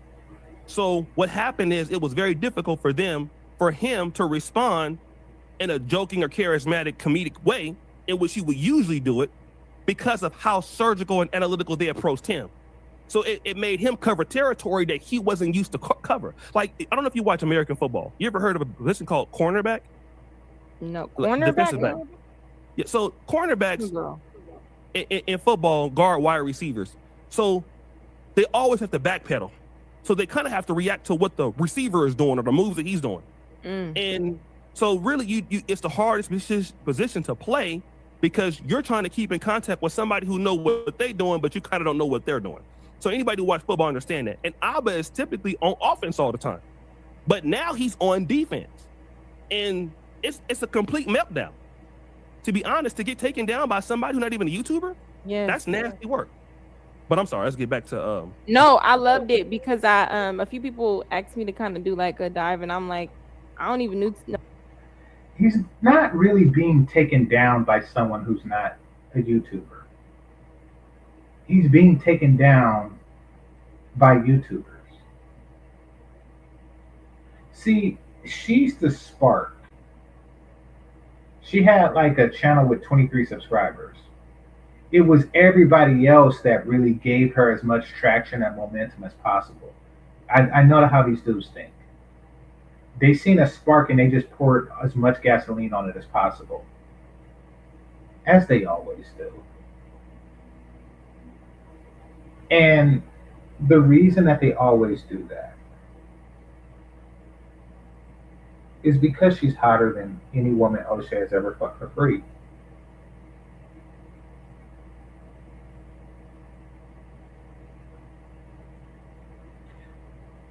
All right, let's move forward. Know too much. I keep seeing more stuff. It's like I don't know where that's going, but it was kind of disappointing because I do watch their content on a lot of different stuff, and I remember them going ad fresh and fit. So it's just kind of like you just said a minute ago, Why is it's that just disappointing? projection. Now I'm signing anybody who feel like they calling something out. You know what I'm saying? Because we should call out certain behaviors, but just the one thing you could do if you in a position to talk about dick discipline is at least have that. You know what I'm saying? I guess discipline to me just means where you shoot your kids. Anyway. Shout out to is it Buggy React? Okay, um, I'm not gonna start a beef with Lucky, but there is a such thing as pussy discipline too. And so Ray has something to say.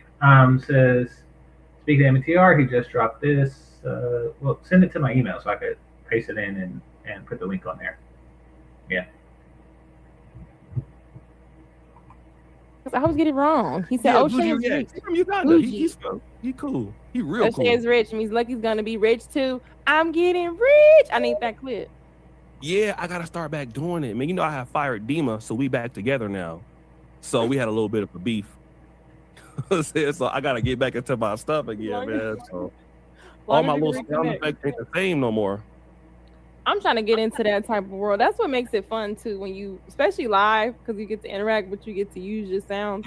Yeah, blah blah blah blah. Shout out blah. to Derek Spinner. He said, "Lucky, All what's right, up, little wifey?" Oh, shout out O'Shea. What's up, player? Y'all have a great show. Thank you so much.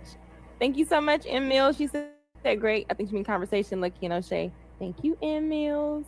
What's up, Ella? He said, dope interview. Keep rising to all this money, right? Oh, so let's ask this. They have all this money.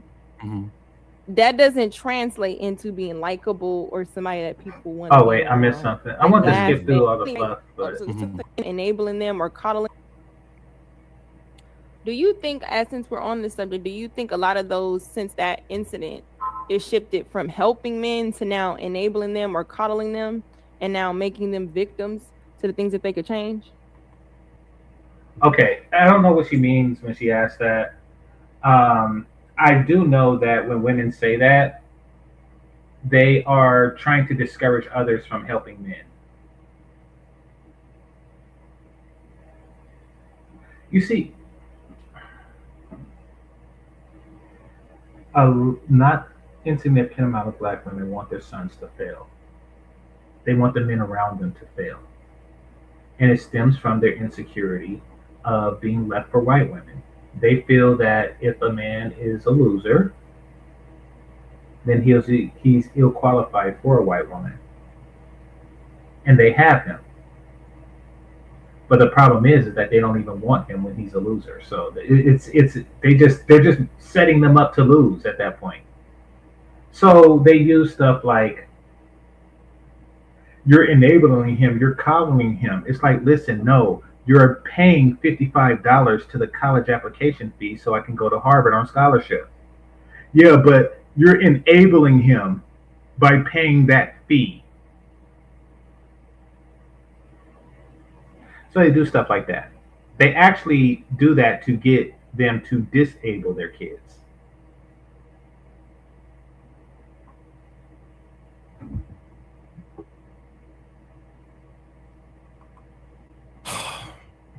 Because if they have all this money, right? Oh, so let's ask this. They have all this money. That doesn't translate into being likable or somebody that people want to be around, like laughing, different things. You know what I'm saying? So, well, if she's talking about Albert and Preach, no, money don't translate into them being likable, but being likable translated into money. That's how they got their money, from being likable, from people literally hitting the like button. By the way, hit the like button. Like, okay, so that's bizarre, but let's see where this is going. What do you think overall? think it's You mean as black men, as into their relationships with black women? Is that what you're referring to? yes, yes. Oh wait, so this wasn't even an Alvin Priest thing. So you're so okay, okay. Then let me backpedal because now it's worse. This is really dang, and I hate to do Lucky like this, but Lucky, you come off as like you're saying just because you got money, that don't mean you still ain't shit. Which is another tactic. I'm telling you. See, this is the manipulation. This is the manipulation that I'm talking about. In fact, we're going to go back and listen to it again now that we have context. But 2, 3, because what they're doing is they want to keep the men humble. They're ill capable of seducing men who are not humble and horny. So they want to make sure that he's both of those things. This to me, it sounds like, who do you think you are, Mr. Big Stuff? It's just a humbling tactic and design. It means that no matter how much money you make, you're still not good enough.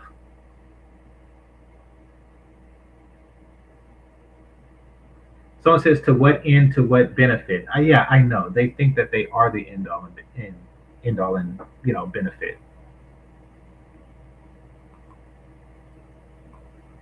So I have takes. Yeah. Right. Okay. Do you think, since we're on this subject, do you think a lot of those, since that incident, is shifted from helping men to now enabling them or coddling them? And I guess that's the question. Like, what incident are they referring to? The Alvin Preach incident? Because that really didn't shift the mentality of men and women at all. It's just like news of the week. Now making them victims to the things that they could change. Because if they have all this money, right? Oh, so just to say, let's ask this: they have all this money. That doesn't translate into being likable or somebody that people want to be around, like laughing, different things. You know what I'm saying? So, what do you think overall? I think it's. You mean as black men, as into their relationships with black women? Is that what you're referring to? Yes, yes. Because that's what I thought they cared about, relationship with black women. Yeah, I honestly believe this. I interviewed.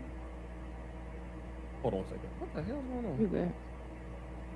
Okay. I interviewed Aaron Ferris from Black Male Travels. It'll be up today. And we talked about, like he established the Passport Bros. He's the founder. And he built this app. They got like 20,000 downloads. They're doing good. He lives in Thailand. And so what I noticed in the interview was, he would tell me that he liked black chicks. I was in Brazil in 2018, so he wasn't there with me, but he was a subscriber. He was telling me like how to get around and how to do stuff. And he lived in Brazil, he lived in Colombia, he lived in Thailand, all those situations. The questions aren't matching the answers and vice versa. He never had like somebody that was long-term like black. It was like a Japanese Brazilian, they got a Thai chick, and then like somebody that was like real light. And that was all of his relationships. And every time you would ask him about, because if you go to Brazil, anybody's been there, you will see like some of the most beautiful black women. I'm talking about natural hair, dark. I mean, just hella fine. Yeah. They can't speak no English, but they just look good. So, and he would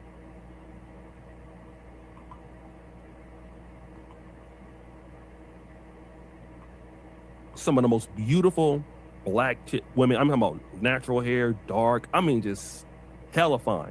Yeah. They can't speak no English, but they just look good. So she said, but who cares? Okay. And he would always come up with the objection, well, they don't really want to deal with somebody like me. They wanted to deal with somebody lighter. And what I come to understand, at least my synopsis of all that, was that he just had largely given up dealing with black women at all. And he was okay. He wasn't born overseas, I'm assuming, BMT. So if he's never dated a black woman, chances are he's a black man that grew up around black women and girls. which means that he was widely rejected by them. Widely. And it makes sense because that's their mating strategy. Once again, you have to be humble and horny. If they're rejecting you, it's because you're not humble enough or horny enough yet. Now, apparently, this process doesn't end overseas. He goes to Brazil, and it seemed like they tried the same effery with him. Now, there's a reason why they would try the same effery, and that's because it's already built momentum. Let's just put a number to it, right? Let's just say, humble, horny, on a scale from 1 to 100. And then they're like, okay, if we could get this person to say 30, then he's ready. Then we can completely manipulate him.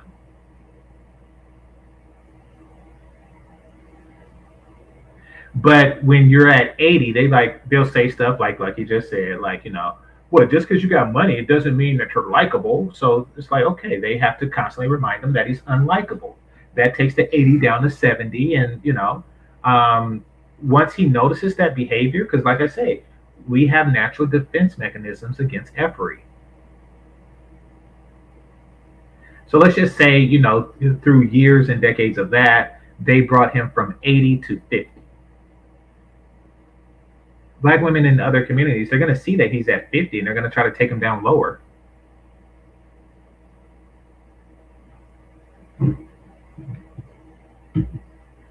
He was already told himself that he was wasting his time.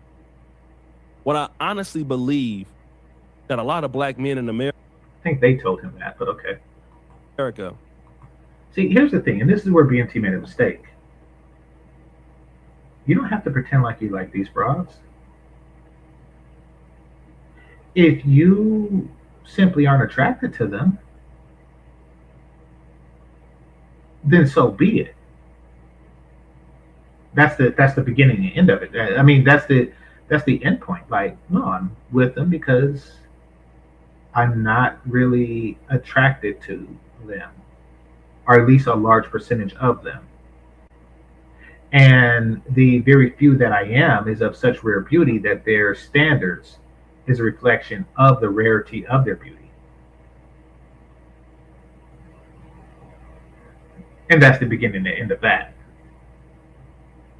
It's amazing how they dick police not only from other countries, but while you're in other countries. It's like, hey, so how come you're in Brazil and how come you don't, pick the black ones? Because I don't fucking want to. How come you don't eat the black jelly beans? Because I don't fucking want to. You don't have to give these niggas an excuse.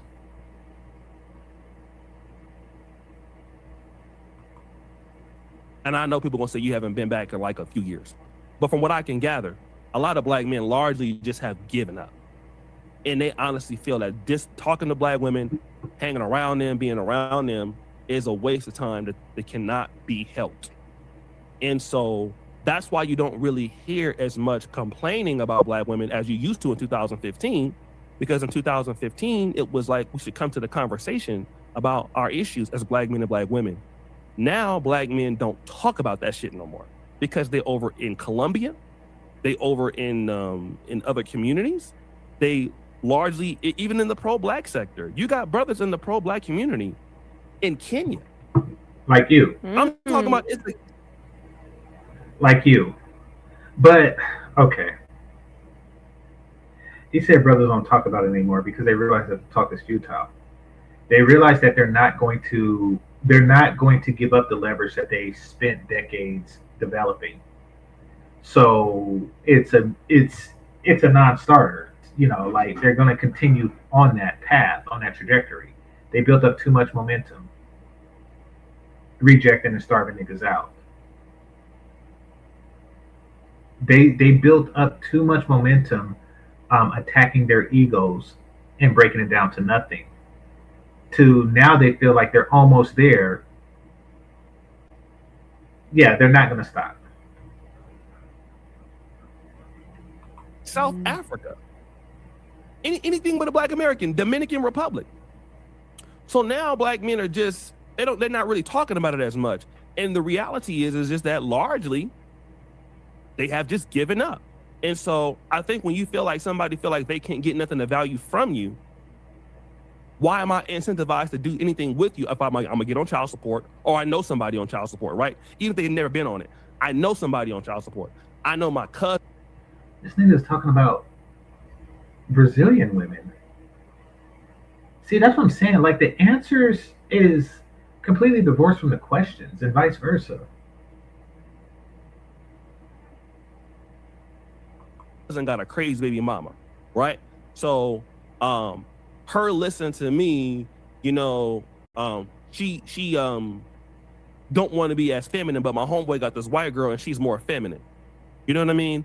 So when you start to add all those things up, that's what you're seeing right now, and it's compounded. And the older that we get, I think like I'm kind of like the last generation, born like 1980, 81, of people who still had that kind of connection to the Black community through, like, you know, my mom and grandmother came through Louisiana through the Great Migration, but largely men. Pro-Black niggas and their grandma.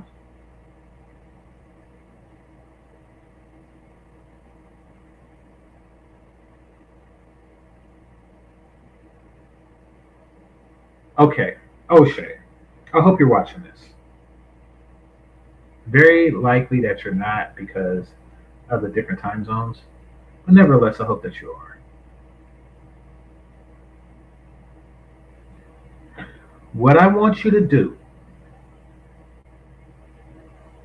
is I want you to ask Lucky Marie out. And if she says no, or don't give you a reasonable opportunity to build a community together, I want you to give up this whole pro-Black nonsense.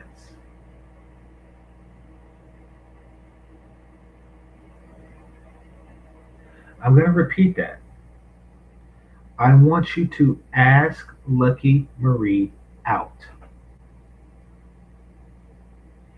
If she do not give community building and family building with you a reasonable opportunity, then I want you to give up this pro-Blackness. That's what I want. If these women were on the same page with you, then they would be with you. I don't even think that she's in the same library with you, and I don't think that she wants to be. And this isn't me like insulting you or your looks or anything, or saying that she's out of your league. I'm saying that if she, if they were as concerned with this, I want to build this Black Wakanda in America thing, then they would be doing that. They would be doing their part. If her only reason for not doing that is because she can't find a pro-Black man to build with, I want you to give her that opportunity and see if she takes it. That's what I want. And if she don't, then at that point you should continue, or excuse me, then you should stop. You shouldn't continue with this garbage. Let's see what you have to say to that. I'm pro self. Being this, I know that you cannot improve without dealing with your shortcomings and faults. Black women are a fault of the Black community. At this point, we cannot deal with them. Yes, exactly. Exactly. Listen, if I have a jar of peanut butter and you have a jar of jelly, and we both have bread, and I walk over to your house and say,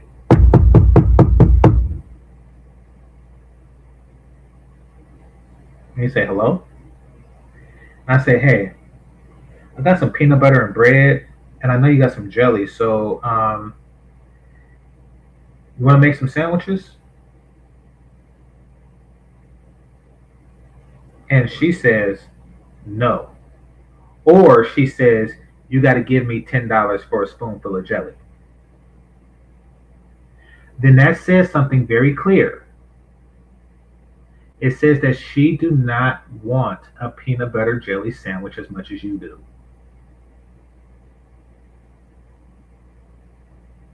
And at that point, then you're like, okay, she don't want to share in peanut butter and jelly sandwiches. Therefore, I'm going to find the least expensive jelly and the highest quality jelly that I can get.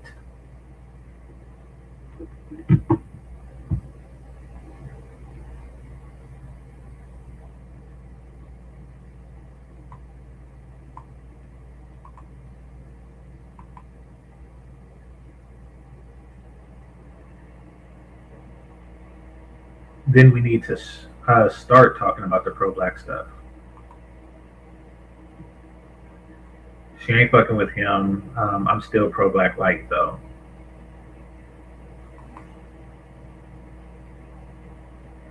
Almost there. What does there look like? I don't know what you're talking about. All right.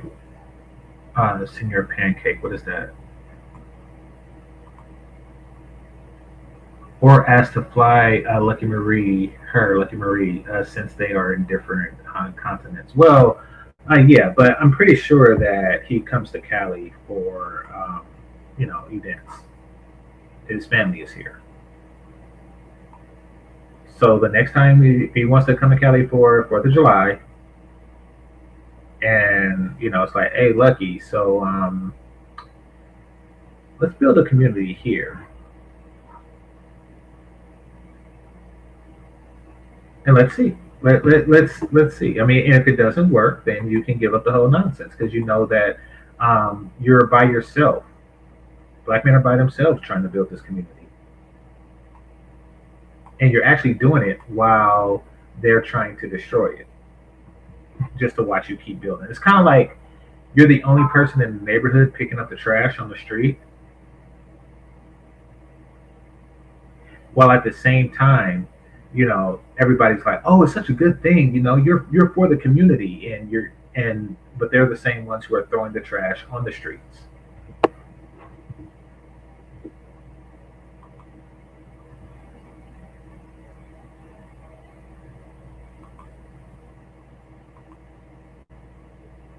To be pro-black is neither partly allowed to have any standards with other than me, black, you, black. Yeah, exactly.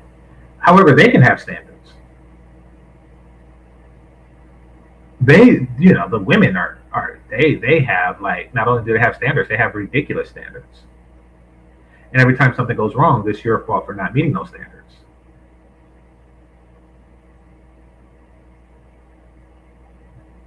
Should black men get vasectomies? The ones that want it. What kind of question is that? And who are born after that don't have that connection. Because somebody like myself, when my grandmother came to Del Paso, Sacramento, she came to Del Paso Heights, which is red line. And then my grandma on my mom's side, on my dad's side, they were in Compton, which was red line, right? So people from the South were aggregated in those communities. Now, once you start doing good in a place like Sacramento, you typically leave Del Paso Heights or you leave South Central. Now your kids grow up somewhere else. Now they don't have that same connection. So they don't have the cultural kind of glue, if you will, to say I need to be in the black community, black women. Yeah. And if you live in a place like, yeah, and if you go to. So in other words,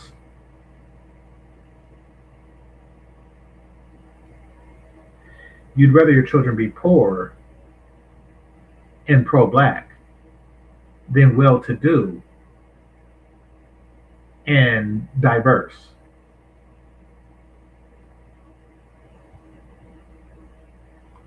Sacramento State University, you go to California State Northridge, you Yep. know, you go to UCLA. Mhm. I mean, that's just adding gasoline on the draws, right? So I think that those are the elements that a lot of these black men are going through, and so they just, they like, well, I don't have, if I don't have to. Let me ask you something. What do you think that they are trying to hide from their children?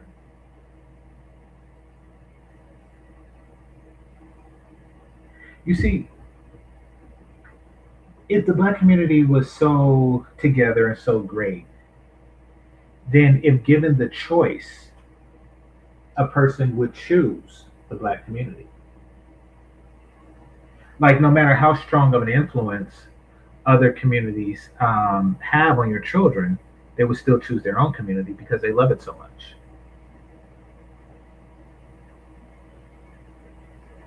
But the black community is different. The only way a young person will stay in the black community is if they're completely isolated from all other communities.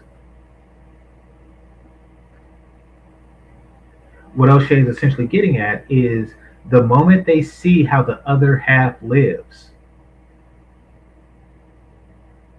they're not going to want to come back.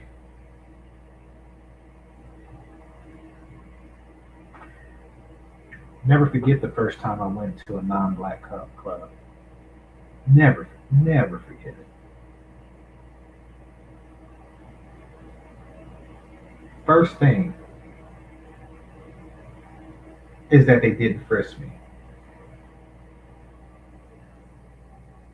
Like I showed them my ID and they didn't frisk me and I just stood there like what the hell?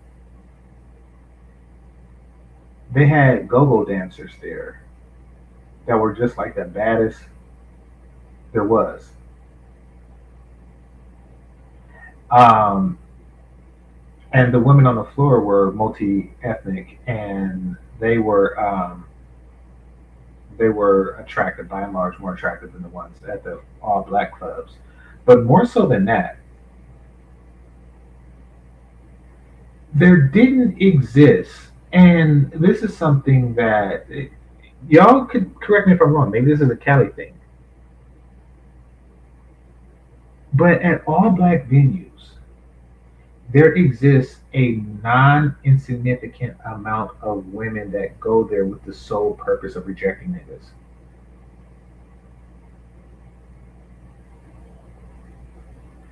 And that's not the case at the other clubs, at the non-black clubs, at the multiracial clubs. They go there to have a good time. Does that mean that they embrace everybody that comes their way? No, that doesn't mean that at all. It means that none of them are going there. That wasn't their purpose of going there. They didn't get dressed up and put on their makeup on to see how many niggas they were going to reject. That's a uniquely black thing. And that makes the whole, nightclub scene very, very, very just terrible.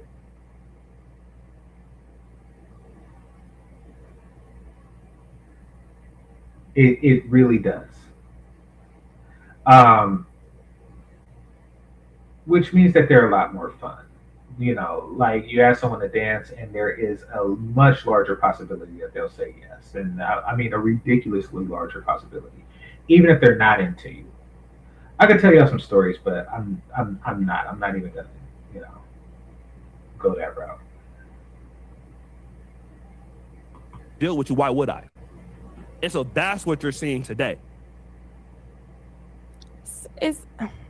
You said something. They find it difficult. I know you talk to them, of course, more than me. I'm sure the way they talk to me, it ain't respectful like this, which I enjoy these type of conversations to really. What is she talking about? Is she saying that black men talk to her in a disrespectful way? I don't really watch her show like that. Perhaps I should, but it seems like the people on your show, and I've been on your show, are your welcome guests, and they talk to you like that. You're telling me that people hop on your show to talk shit about you? Are you hop on their shows so they can talk shit about you to you or what? Like, I'm curious about the disrespect she's talking about. See how a person thinks. And the first thing I thought of, what would you say is the consistent on average of you hear men complaints such as when they say it's just difficult talking to black, what is the part about black women? Just so I can convey, what is it that's so difficult to talk to us where it's just I'm done with all hope, with all of it. I don't even care if this one different. I don't even care to know. Like what is that the most common things you hear to where it's just I'm done with my women. Okay, um, that is disingenuous as fuck.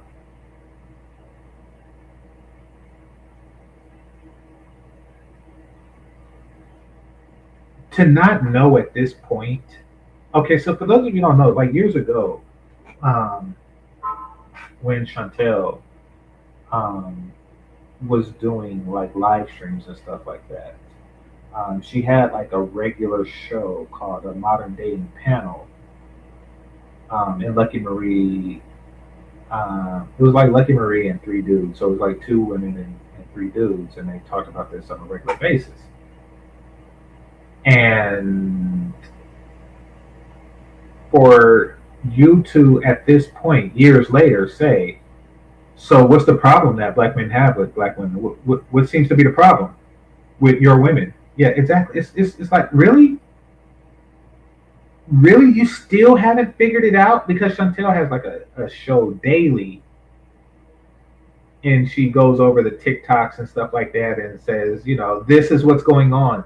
And then tomorrow at 7 Pacific, this is what's going on.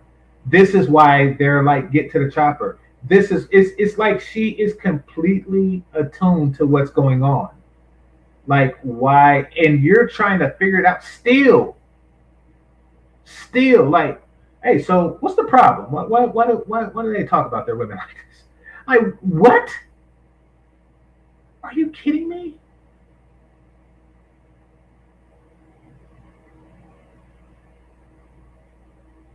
It's like somebody in Ukraine waking up and like, hey, what's the problem? How come I can't go to Russia now? It's, what? What? What? Let me see if I heard this right, because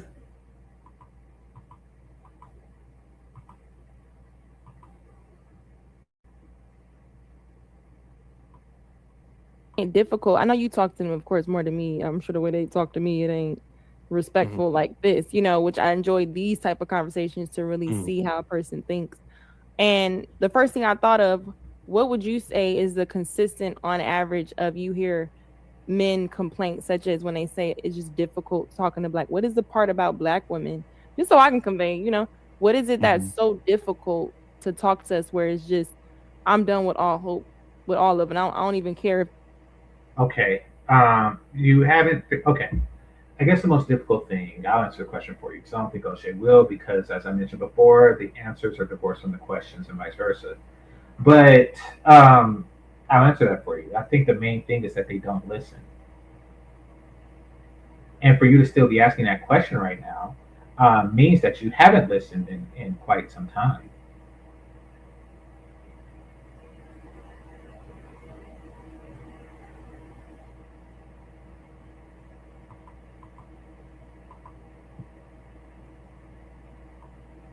these type of conversations to really see how a person thinks. And the first thing I thought of, what would you say is the consistent on average of you hear men complaints such as when they say it's just difficult talking to black, what is the part about black women? Just so I can convey, what is it that's so difficult to talk to us where it's just I'm done with all hope, with all of I don't even care if this one different. I don't even care to know. Like what is that the most common things you hear to where it's just I'm done with my women. Oh, okay. My mistake. My mistake. That's why I had to listen to it a couple of times. And when she said talk to, I was under the impression that she's talking about conversation, like to have a conversation about relationships. But no, she's saying, why aren't they shooting their shot? Why do black men? Now, don't get me wrong. Like the question is equally ill-informed. However, that this one had a lot less opportunity to be informed because, like, the other thing is like we've been talking about this for a long time. It's very difficult to have a conversation with for dot dot dot dot dot dot everything that we said for the past 10 years or 13 years. This is something different. This is how come they don't holla at me anymore,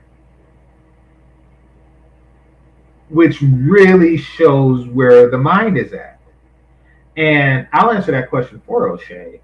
The reason we don't is because y'all sit around and just want to get hollered at. Y'all have made it to there's no benefit to hollering at you anymore.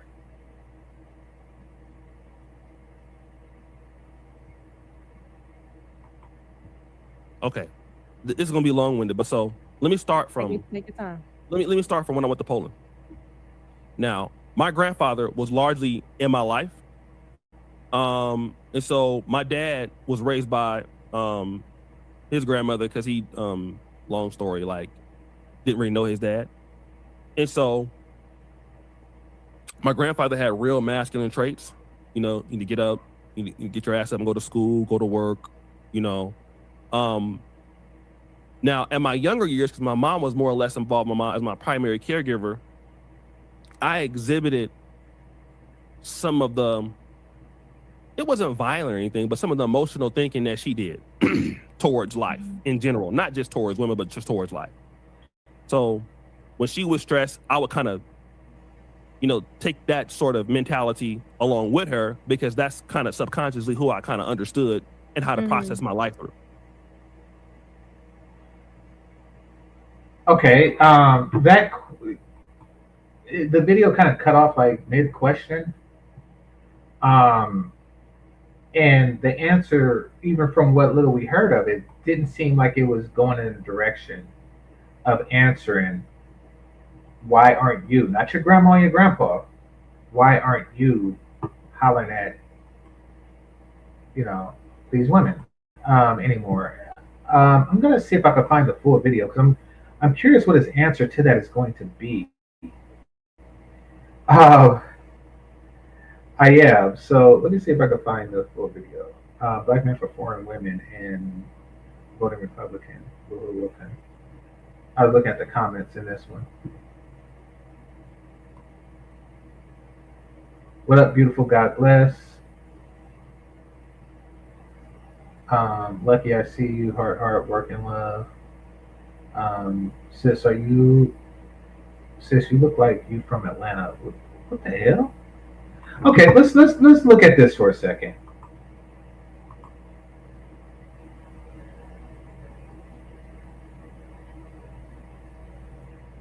Because I got a feeling that this is really going to strongly express what I'm talking about. As far as the need for attention and validation.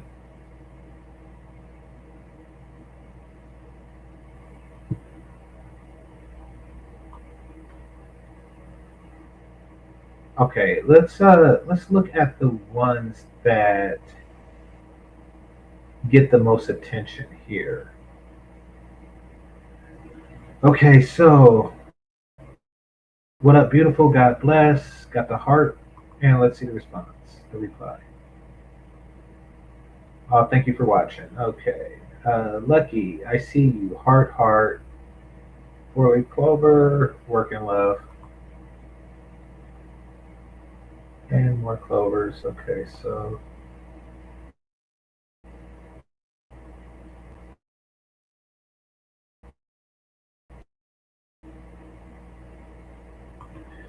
response here, and let's see the ones that don't get the heart response, because the ones that do seem to be on some lustful thirst shit. The ones that don't, it says y'all need to stop with these lame overreaching titles. The internet don't speak for all black men. Okay. Let's see the response. You do realize that the title is based on what the conversation is about. Statistically, the average black man is not marrying anymore. Okay, average black woman is. you'll be okay. All right. So yeah. All right. Most aren't. This is social media BS meant to divide our race. Black women are everywhere worldwide, and there's no heart there, but there's a heart here with the guy just waving his hand. So yeah, it does seem like the dudes who are thirsting, lusting, etc., etc., etc., are the ones that she returns the attention to, where people who actually bring up poignant things to say gets no response and no heart, you know, embrace. All right. I don't think so. My sister never dated a white man until met a black man because the internet, I believe. I think it's having a real world consequence on both genders. Probably right. And that's good that, um, that somebody's able to have a conversation about it. But I don't know what Lucky well enough to say this, but it does seem like she gets off on, attention.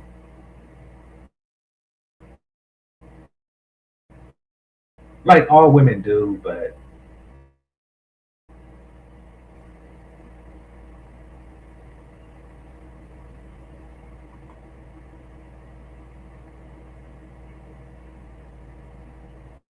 all right, let me see if I can find the O'Shea video. All right, here we go. Oh damn, that's a video. I want to see the whole live. Let's see if she has like a longer version.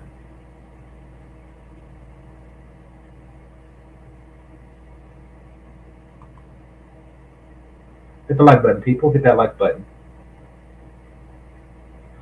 Here we go. Okay, so let's see if I could.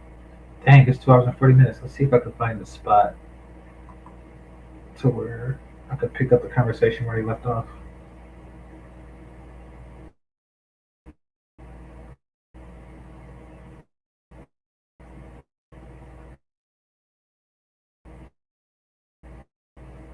The manosphere of pop culture can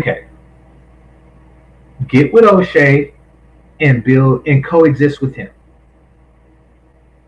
Coexist with him.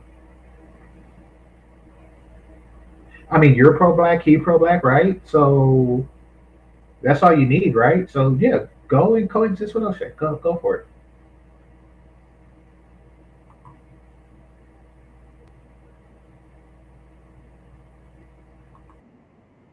What I'm saying, like, what do you think of something like that? Well, I think that people are just going to defend.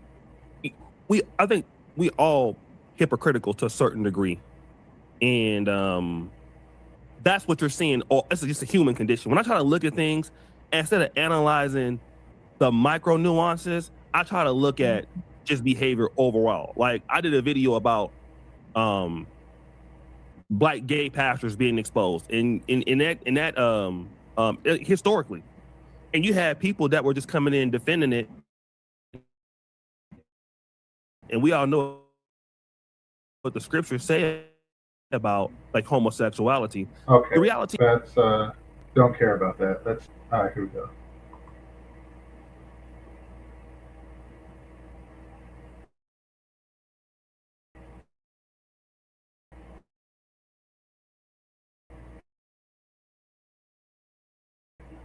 on the platform. Well, what do they think you're going to do? Yeah. She don't want to be as feminine, but my homeboy got this white girl and she's more feminine. You know what I mean? So when you start to add all those things up, that's what you're seeing right now, and it's compounded. And the older that we get, I think like I'm kind of the last generation, born like 1980, 81, still black. You know, usually men who are born after that don't have that connection, because somebody like myself. So basically, he's saying that the men who are born after him are not simps. And they date, mate, and relate based on other qualities other than raised under similar circumstances. As you should, especially when those circumstances aren't forcing her to get with you.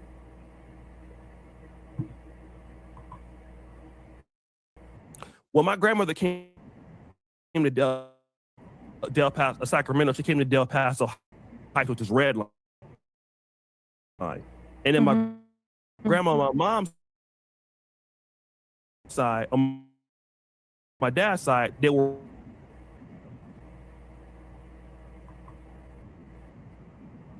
community. Now your kids grow up somewhere else, so now they don't have that same connection. So they don't have the cultural kind of glue, if you will, to say I need to be in the black community, black women. Yep. You know, and if you live in Suburban is a bad thing. Every other race can be it. Like Asian people have no problem, living in the suburbs. Latino people have no problem living in the suburbs. A Latino person can live and grow up in the suburbs and still like maintain and keep their culture. Black people, they have to be isolated in order to get with other black people. like, yeah, and if you go to Sacramento State University, you go to California State Northridge, you know, you go to use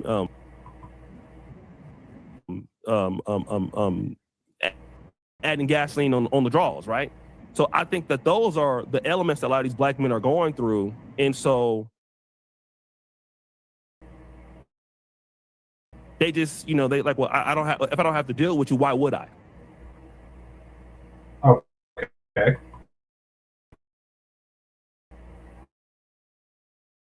You said something. They find it difficult. I know you talk to them, of course, more than me. I'm sure the way they talk to me and respect like this. These type of conversations. Even in the ones that you deem not respectful as this, you can still see how they think. You say is the consistent on average of you hear men complain such as when they say it's just difficult. Part was it that's so difficult to where it's just done with. And O'Shea had a long-winded answer to this question, but it's success ratio. Y'all have a very, very, very, very, very, very, very low success ratio.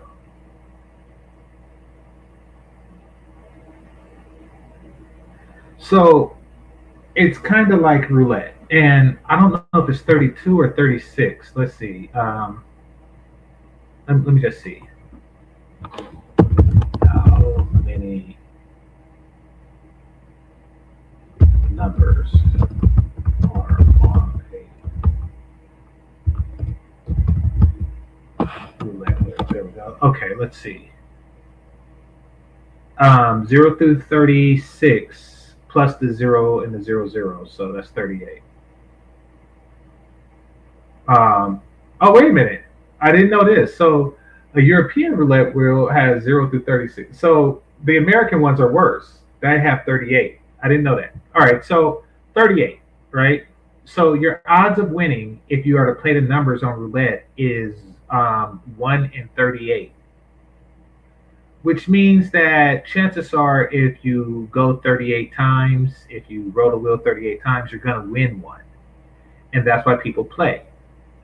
However, and you get paid like 36 times what you bet. Certain games have greater odds and greater rewards. Now let's just take roulette and instead of for a 1 in 38 chance, let's just say it's a 1 in a $250 chance. And then instead of for paying you 250 times, they pay you 10 times what you bet. That's why people don't play your game. The odds of winning is far less, and the amount that you win is far less. And strangely enough, the minimum bid is a lot more. Minimum bid meaning how much time, money, energy they would have to give you in the dating process. So that's why it's the least appealing choice.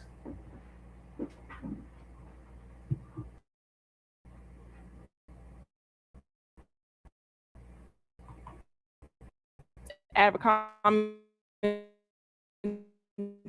things you hear to where it's just I'm done with. Women, okay. You're not my women until you're sucking my dick. And yeah.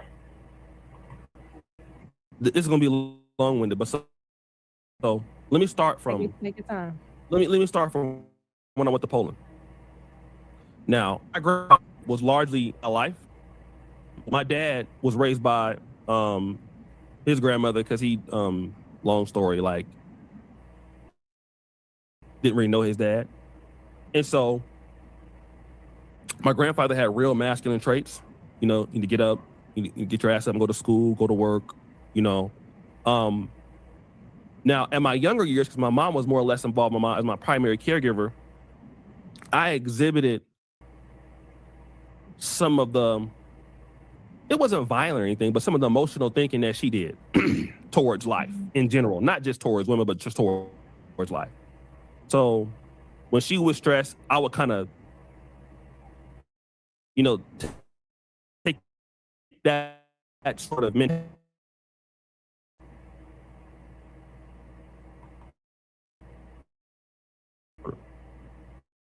What I see happens in the black.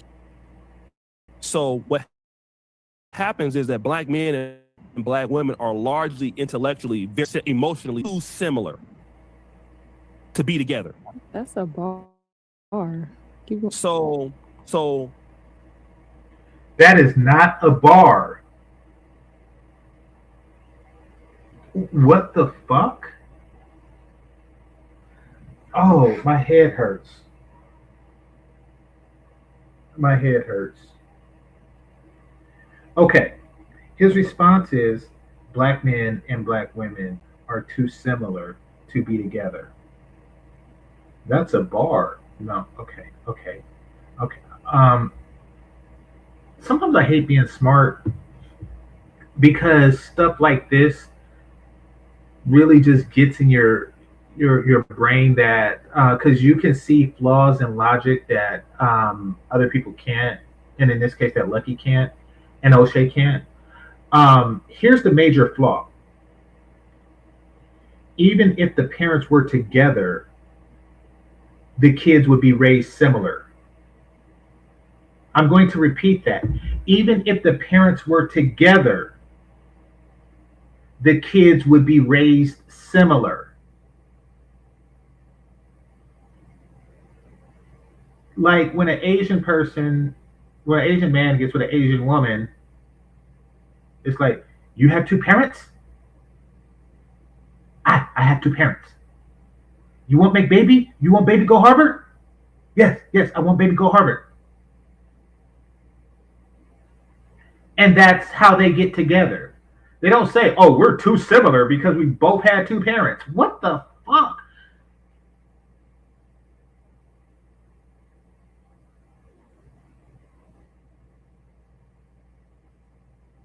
I'm envious. I'm envious. I am so envious. Because I do struggle in seducing lowbrow attractive women sometimes. I found a workaround because like men who could say shit that don't make sense but sounds insightful, they can go a long way with certain intellective women. Um,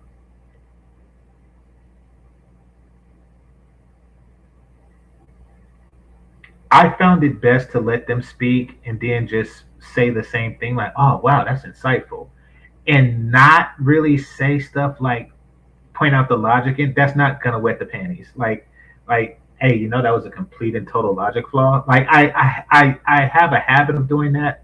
I stop because it dries up panties like quicker than anything. But that made no freaking sense whatever. In fact, it's quite the opposite. The only thing that keeps us fucking together at all is the fact that we were raised the same. What in the hell?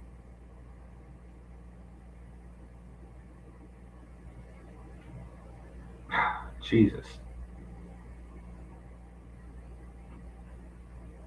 I stayed to see where he was going with it. And now I know it was a very, very dumb place. When a woman is reacting in a way that's unfavorable for a man, and like when I went to Poland, still that the way the Poland handles is different on things as a man. For example, and I told him I have not a real daughter, but I have a daughter that's in Election Hotel, and I get the key card to go up there to my room. Now, upon arriving to my room, I walk in, I see women's accessories and clothes on the ground. I see the shower running. I said, "That's odd." So I walked in, and it's my nigga card came on. I said, "This is somebody else's room. You need to get the fuck out of here real quick before she come out here and start yelling." So I said, "Okay, look, let me." So I went back down to the thing and said, "Listen." "Oh, no problem." So they gave me another key. I go back up, and I put the key into the card. I walk in, and there's a UFC.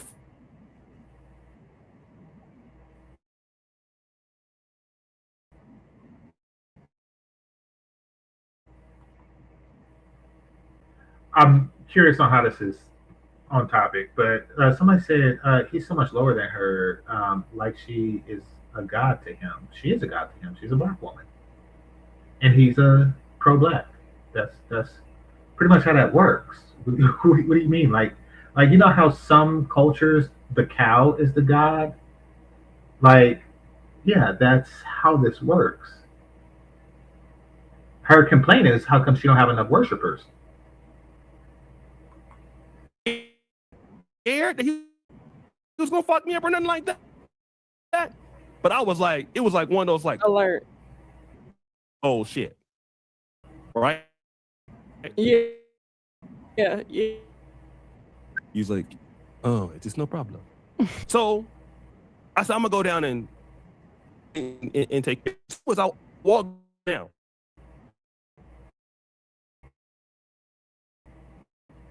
about kind of like,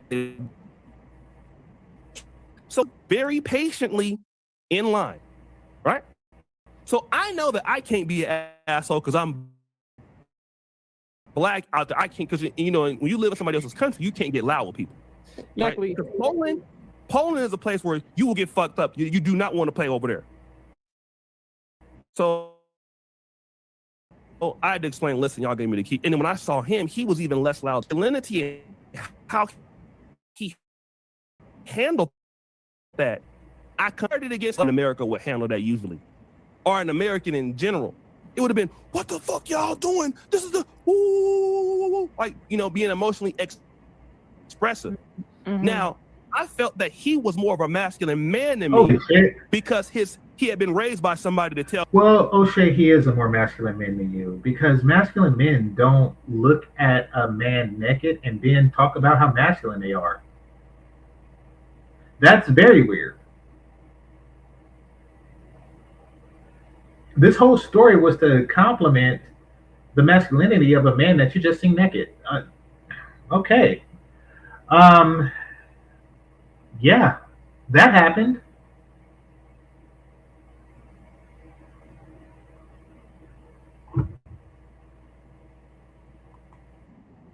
him that that wasn't necessary unless he had to do it. Yes. Right. So I want to tie that back to black men and black women. Nobody teaches black men how to be an anchor, because when you don't have a father, it really, or grandfather in your life, it really hurts you a lot more than people know. Like even me in my life, my father wasn't there from like 13 to 18, and really, so you don't grow up with that accountability and responsibility. So a lot of men once. Why wasn't he there?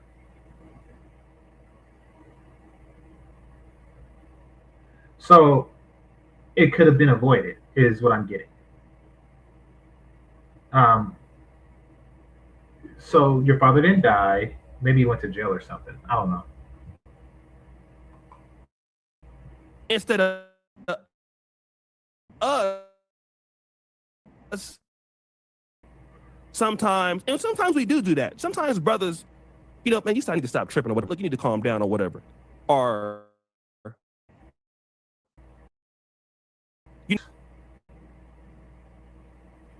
Black men have never thought of telling black women to calm down. That really solves all the problems. Thanks for that insight.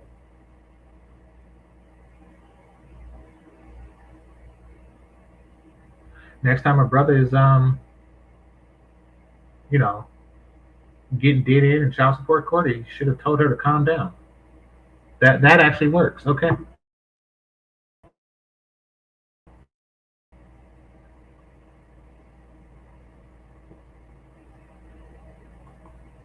be rude at her because she's being a bitch. Well, you got the energy, and that's still today. So black women, that's culturally more soft because he believes if that's what he can get, then it's easier for him. Versus, you know, my mama's mentality and your mama's mentality, none of us gonna really think that we really wrong. And so, but if you have more men who kind of understand that kind of attitude that black women have over generations probably will go away. But then nobody want to stay and try to fix that problem because of that kind of emotional disconnect. So that's why black men, black women, they get together and they have sex. Nobody's trying to fix that problem. So here's the thing about fixing the problem is that you need access in order to fix the problem. Black men do not have access to black women's disposition in order to fix any problem that they have. We don't have cooperation. Imagine you live in an apartment building, like on Good Times or something like that. And then Bookman comes and says, yeah, I'm here to fix the sink. And then they say, oh yeah, we're not going to let you in. Like, excuse me? I'm here to fix your sink. Like, yes, I know the sink is broken, and I know that you want to fix it, but I'm not going to give you access to the apartment, to the kitchen, to the sink in order to fix it. I am going to complain that the sink is broken and that you need to come down and fix it. I'm going to continue to complain that you're not fixing the sink, but I'm not going to let you into the apartment to fix the sink. Now, how does this analogy compares to what's going on here? Okay, it's a similar statement to black women are emotionally broken. We want black men to fix it, but every time a black man comes and attempts to fix it, we shut him out.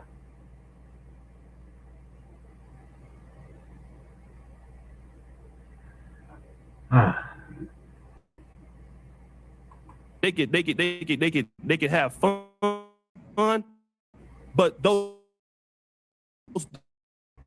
nuances every day, like staying together. Come in. Ever notice that everybody was calling Bookman fat and nobody called Florida fat. Ever notice that? Even Florida made like buffalo butt jokes. And nobody ever said anything about her. If I was Bookman one day, I would just snap and say, "Bitch, you fat too. And you ain't got no damn hair. What the hell?"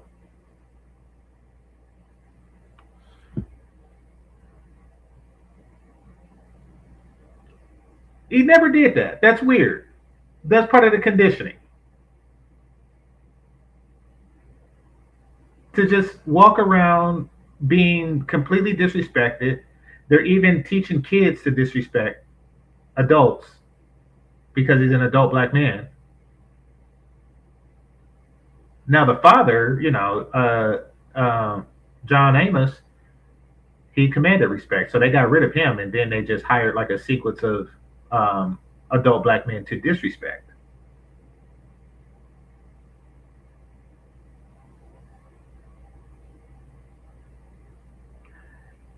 But yeah, I could do a whole video on good times. All right. With small arguments, understanding when you should say something, when you like. For me, if I had a girlfriend like 15 years ago, you saying something stupid to me, I'm gonna say something stupid to you back.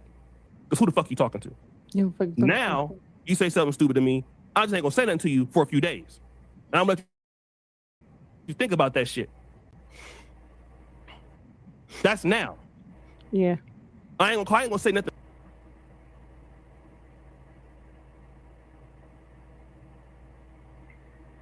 I guess that's a better approach. I guess. I don't. Okay. Tell me how that's working for you. To you, I'm gonna let you sit on it, right? So that's why black men and black women largely can't get along. They too similar.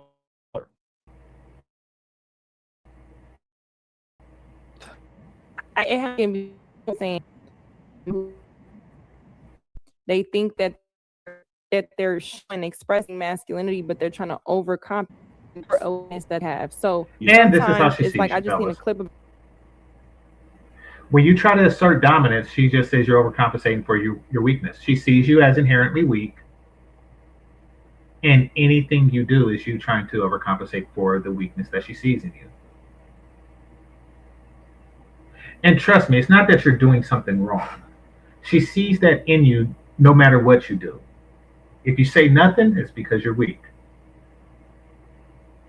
O'Shea seems to be under the impression that when black women smell weakness, they give you 3 days of silence. I'm gonna just be silent for 3 days. Yeah, that. So, if she calls you a bitch ass nigga on Tuesday,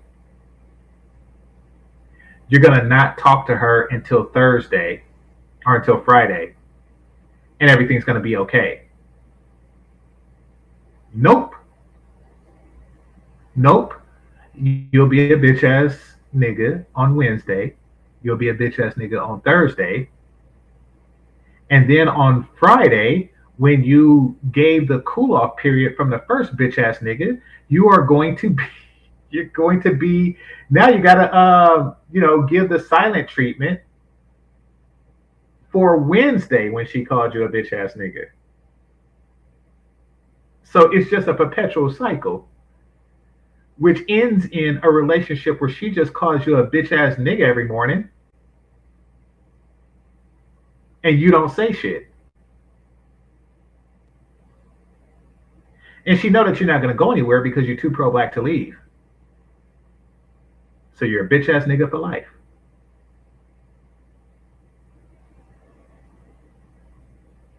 And if you do say something and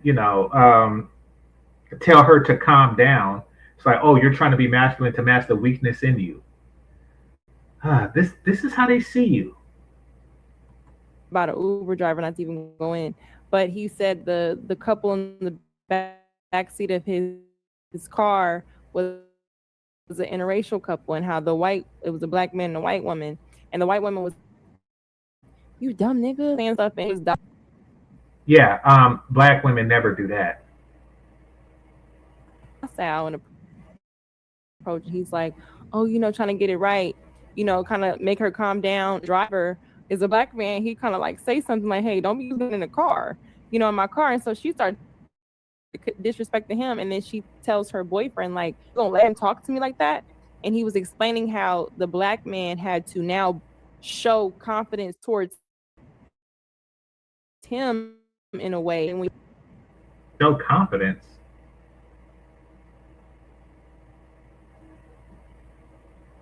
Okay, I don't believe that this story is true. Not to say that Lucky's lying. She's probably been lied to.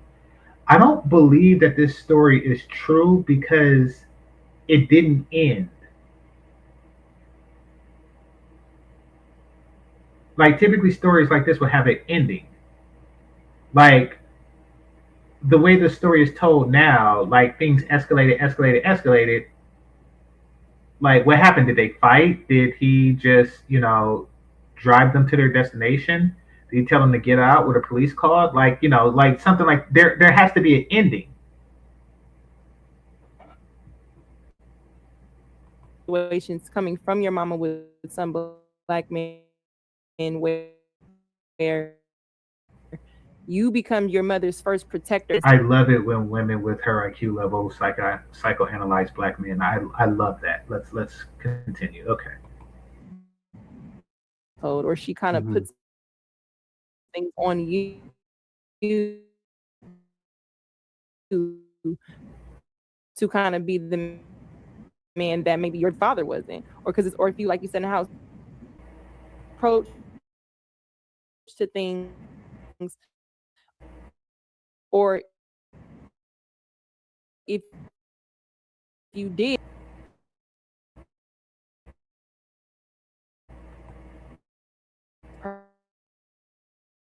perfect the way you put it. And I think too, it just made me think we definitely, you know what I'm saying? Because it's kind of like you, it's like a lot of times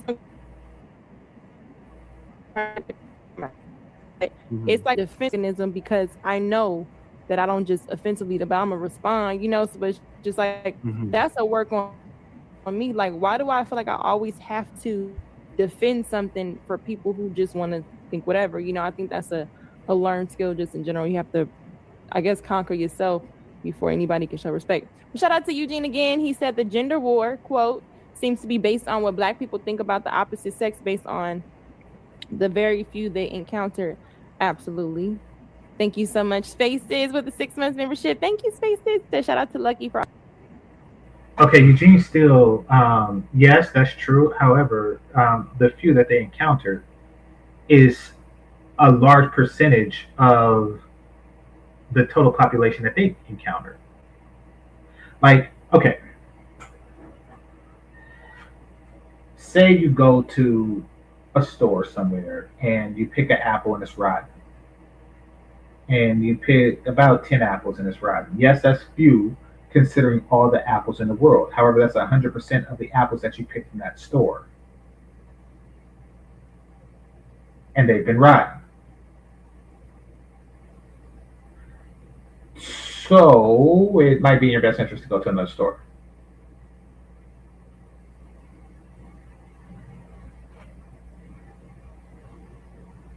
Always having got a nice sport coat on. He got a good job. Well, look at him. Spaces. I guess, okay. We love Spaces. That boy got some good credit, boy, I tell you. And conducting great conversations for what it's worth. All hope is lost. People are just too far gone. Spaces is somebody who he lost all hope, I think. Spaces is like, look, we are done, Lucky. I mean, we watch you because we like how you try to be balanced. Look at you crying, but we done. You know what I'm saying? And it always kind of hits home for me because when I first came to the space, I thought the conversations was about us bridging the gap, kind of like it is on understanding. Like, okay, over years, men but let me tell you about a couple of the first encounters that I've seen on Lucky's. And I didn't say this then because I'm cool with Chantel and stuff like that, and she was like a co-host on. But she said stuff, and I wanted to examine what she was saying the same way I do all the other women. It was two things that really stuck out to me. One, she was like something to the effect of, if you're walking and a group of niggas say something disrespectful, uh, the man is supposed to stand and fight them all, as opposed to just taking her away to safety and getting out of that situation. Um, that really says something about how she values and respects men, in my opinion. Um, and she would look at him as less than, and that would be the end of the relationship. That was a very poor first impression. And another thing that happened, and maybe I could find it. It was her birthday, and she said, and she was saying this on Chantel's show. How about for my birthday, all the men can call up and shoot their shot at me? Kind of like the Pineapple Show. And I think she was on the Pineapple Show, actually. So my first impression of her was that she really, really, really, really, really likes being hollered at. And secondly, she don't really give a fuck about what men want. But there was no real bridging the gap.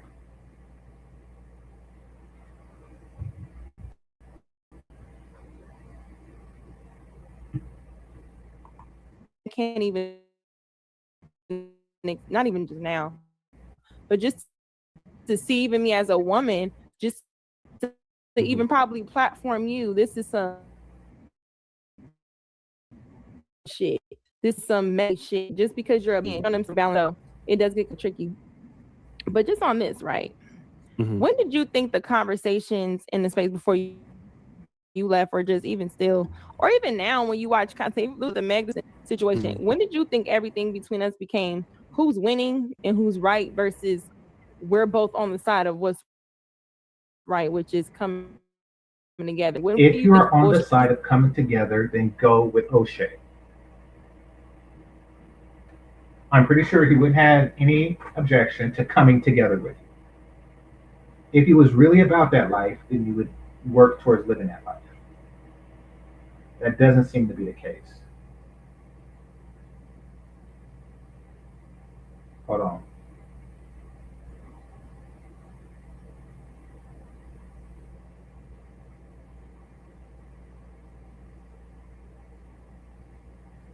Black women really seem pro-black as hell until it comes down to sucking your dick.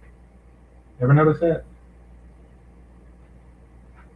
Or, starting a family, keeping that family together, et cetera, et cetera, et cetera.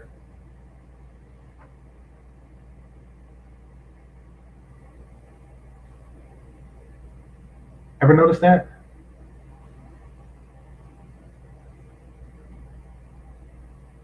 Like, oh yes, I'm all for building a community, but as long as I don't have to get with a bus driver. Ever notice that? Just saying.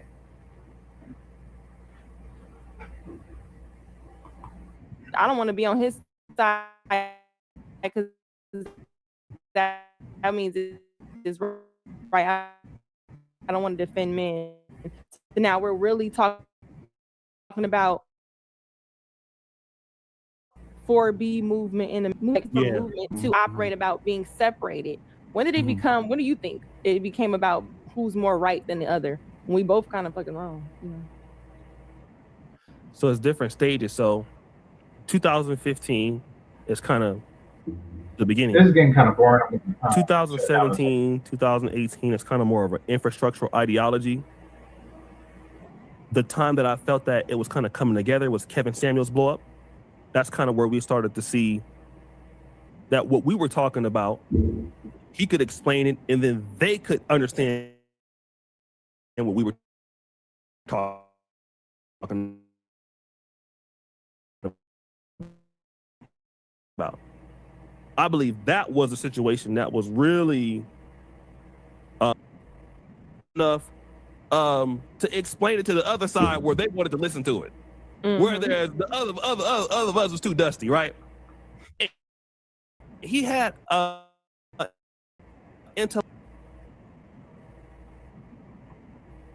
What does it say about our women when they only listen to handsome men? All right, let me see. Black women can't get along because we're too similar is a horrible take, and it's actually the other way around. Black men and black women can't get along because we have dramatically opposed views across the board. Yes, yes, that did not make any damn sense. I agree with this person. Okay, enjoy listening to O'Shea describe the interaction between himself and the Polish guy, almost like I was reading a plot action movie sequence. He's really great with words. Brilliant interview. Okay. Let's see. This was great. Thank Lucky. Great perspective. Raw and unapologetic. Wow, she really only hearts the ones that compliment her directly. That's funny.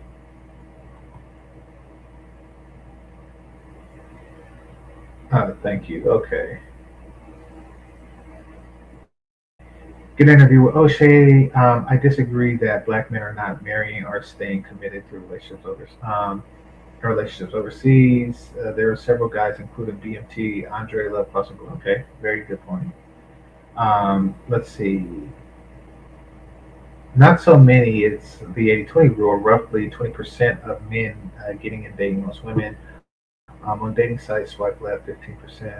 Okay, all right, let's see. Okay, she liked this one. Let's see. One of the things that I noticed when I was dating was the amount of black men that would want to rush talking in a sexual manner. Um, okay.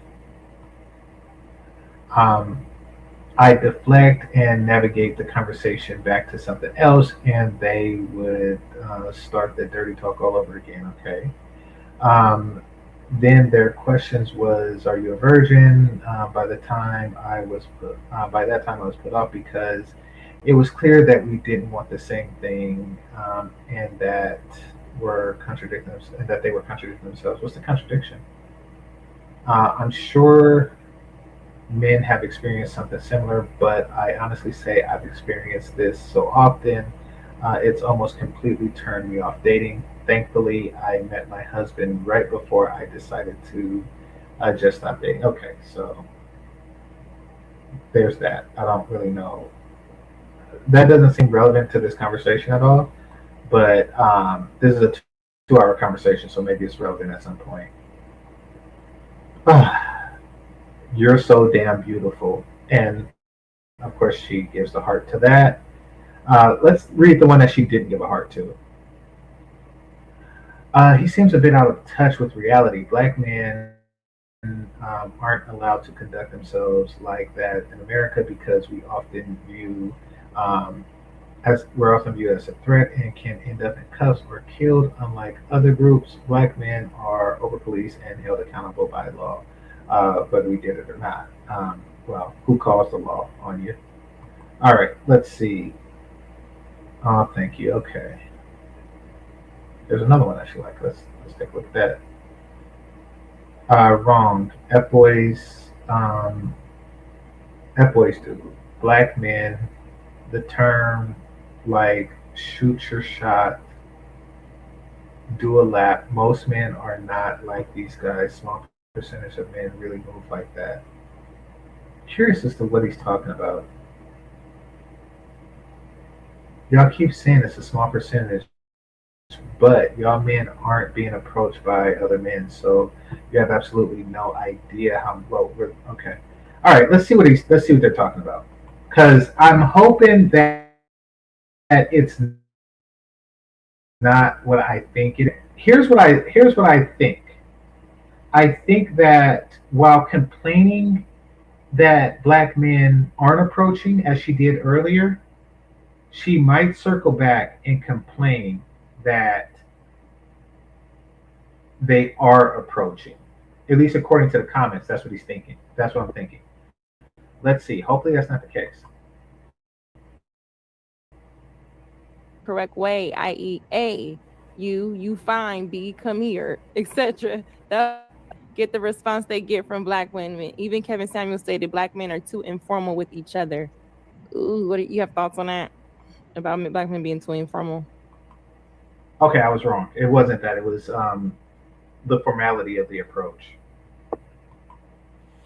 I think. No, I'm go ahead, say first. No, go. What are you gonna say? What are you gonna say?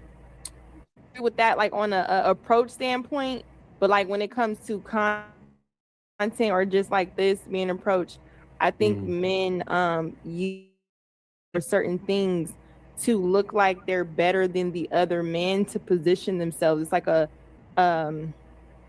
they may want something more from you, but they camouflage it in a way of maturity or just, mask it to where they're trying to yield to that particular woman. So I think sometimes you'll find some men may come off informal, but depending on how she carry herself or what she may perceive, I'm going to come off and kind of blend into how she is. Like, for example, the pussy to podcast pipeline, podcast to pussy pipeline. You know what I'm saying? It's more like a, and then you trying to get in. It's just like a weird thing, and you don't realize you as a woman, you're so used to maneuvering through men's sexual, you know what I'm saying, energy that they express in many different ways. So it just makes you think, damn, and am I giving the wrong impression, or do men just have a general get? Because I don't know. Okay. All right. She went a different direction, and the question was something different than what I expected. All right. Here's the thing. Because black women randomly twerk at cameras, it's going to cause men to react to that type of energy.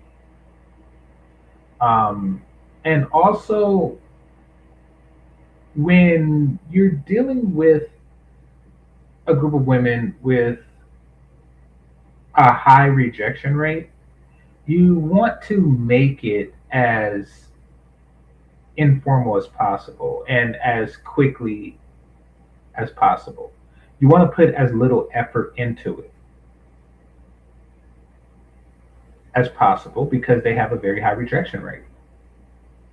Okay, for example, because what they're describing, what he said, and I'll bring it up. What he said on the super chat was the issue is black men don't approach the correct way. A, you fine. B, come here. These are things, all three of those examples that he gave, these are things that you say to a person that's far away. Anything that you say formally would require that you are closer to that person. So hear me out for a second. It's greater effort at that point. And what black men are saying is that I do not want to give that additional effort. And it's because you have a high rejection rate. It's one thing if you're in a car or something like that and you see a woman that you like and you say, "Hey, you," and she walks over there, then she's already showed interest in stuff like that. Or if she just ignores you and keep walking, then it's like, okay, I've given very little effort in the attempt, and she has given very little effort in the rejection. So it's a wash. However, what they're suggesting in a more formal way is that you park your car, you get out, you walk up to them, and you turn into Kevin Samuels for a minute. I don't know the rest of the song. It's escaping right now. Can we talk for a minute? Girl, I want to know your name. Yeah, that one. Like, yeah, you can do that, and she will reject you the same as she did when you said AU. So, I'm pretty sure if you've ever done that, you kind of wish, like, damn, I should have just said AU and kept trying.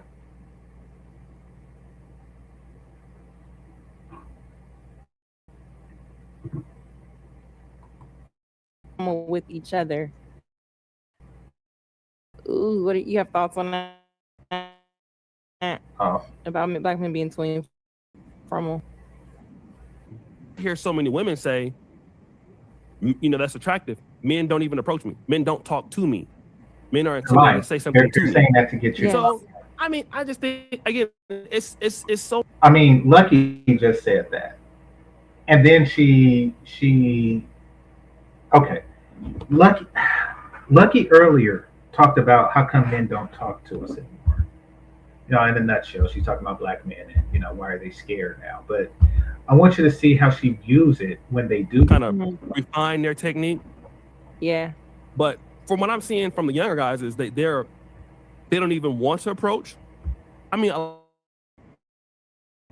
lot of the older guys being bitch, and so, and one of the reasons, and it just sort of, and it depends on who the man is, right? If the man is attracted to that woman, then she might overlook the approach that he has.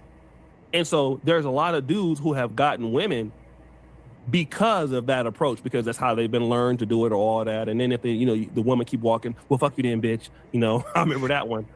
But I think that, obviously what I see is the issue now from a lot of the younger guys. I mean, a lot of the older guys still approach and have kind of refined their technique. Yeah. But from what I'm seeing from the younger guys is they don't even want to approach, or if they do approach, they're not even really asking for phone numbers or just Instagrams. It's kind of what they're looking for. Yeah. So, missed the part I just think, again, it's so much that could be said about that, but largely. Okay, let me go back to what they're looking for. And from the is the how they've been learned. Might overlook, man, but largely, if you hear, like, okay, Leslie's point, the issue is black men do not approach the correct way. Hey, you're fine, come here. One of the reasons why black men have adopted are some of them that approach, because largely it has worked. And it just sort of, and it depends on who the man is, right? If the man is attracted to that woman, then she might overlook the approach that he has. And so there's a lot of dudes who have gotten women because of that approach, because that's how they've been learned to do it or all that. Really quick. So the issue is black men do not approach the correct way, i.e. A, you fine, B, come here, etc. That's why many get the response they get from black women. Even Kevin Samuel stated black men are too informal with each other. Ooh, what do you have thoughts on that? About black men being too informal? I think, no, I mean, go ahead, say it first. No, what are you gonna say? What are you gonna say?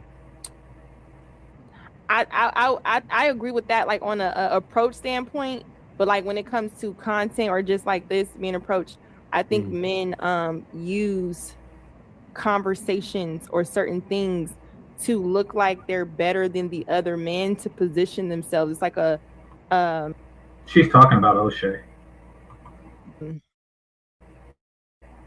They may want something more from you, but they camouflage it in a way of maturity or just, mask it to where they're trying to yield to that particular woman. So I think she's definitely talking about O'Shea.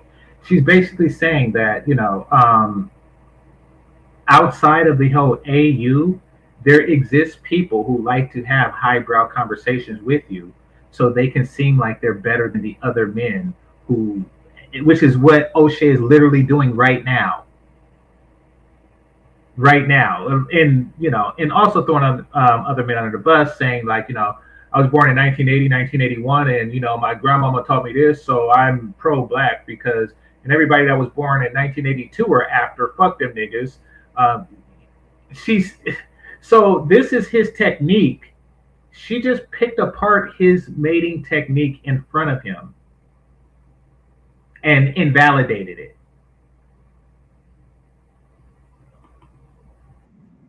Sometimes you'll find some men may come off informal, but depending on how she carry herself or what she may perceive, I'm going to come off and kind of blend into how she is. Like, for example, the pussy to podcast pipeline, podcast to pussy pipeline. You know what I'm saying? It's more like a thing. Like, yeah, I agree. You are not like the other girls, and then you trying to get in. It's just like a weird thing, and you don't realize you as a woman, you're so used to maneuvering through men's sexual. And there you go. Now, remember earlier, she was saying, why aren't men approaching? They approach you so much, you are used to maneuvering against their sexual intentions. And it really doesn't take much maneuver to reject a nigga.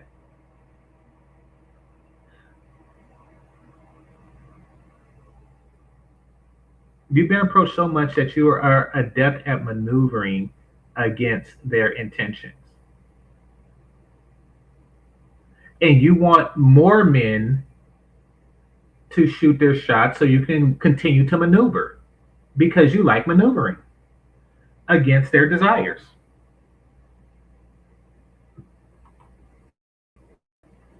You know what I'm saying? Energy that they express in many different ways. So it just makes you think, damn, am I giving the wrong impression, or do men just have a general informal way of addressing women sexually, or is that what we get? Because I don't know what other cultures of women get. You know what I'm saying? So that was my thought on it. So she do get approached. She's trying to get more men to approach. Okay, so. Oh, and by the way, she said when the sophisticated men doing it, they're just trying to out-sophisticate other men, is a nutshell what she was saying. So she gets all kinds and she rejects all kinds. And at the beginning of this video, she's like, how do we get them to talk again, to not be afraid to? Well, just like you are maneuvering against them, they got used to maneuvering against you, which means that just not talk to your ass in the first place. All right. Let's go back to Kevin Samuel's point of view. And I think that it could change depending on the age of the man. But largely, if you hear men, like, okay, Leslie's point, the issue is black men do not approach the correct way. You're fine, come here. One of the reasons why black men have adopted are some of them that approach, because largely it has worked. You know, and it just sort of, and it depends on who the man is, right? Okay. Yes and no as far as it's worked.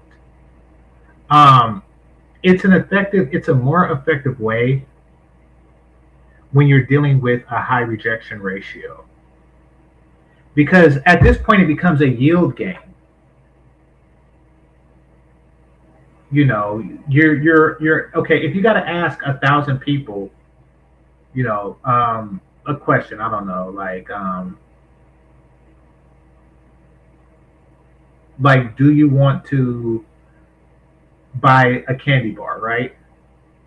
Say you have a nasty candy bar and you're trying to, you know, you're raising funds for a fundraiser, you're a kid, and you say, hey, mister, do you want to buy this candy bar? No. Do you want to buy this candy bar? No. Do you want to buy this candy bar? No. Eventually, you're going to get tired of saying the whole sentence, and you're going to, because it has a high rejection ratio, you're just going to say candy bar, candy bar, candy bar, candy bar, candy bar. You know, you'll get more because you can cover more people with fewer words. That's what, because you understand that a large majority of people are going to say no. So if only like 1 in 50 people say yes, then you want to get through as many people as possible so you can get to that yes. So that's a natural reaction to that.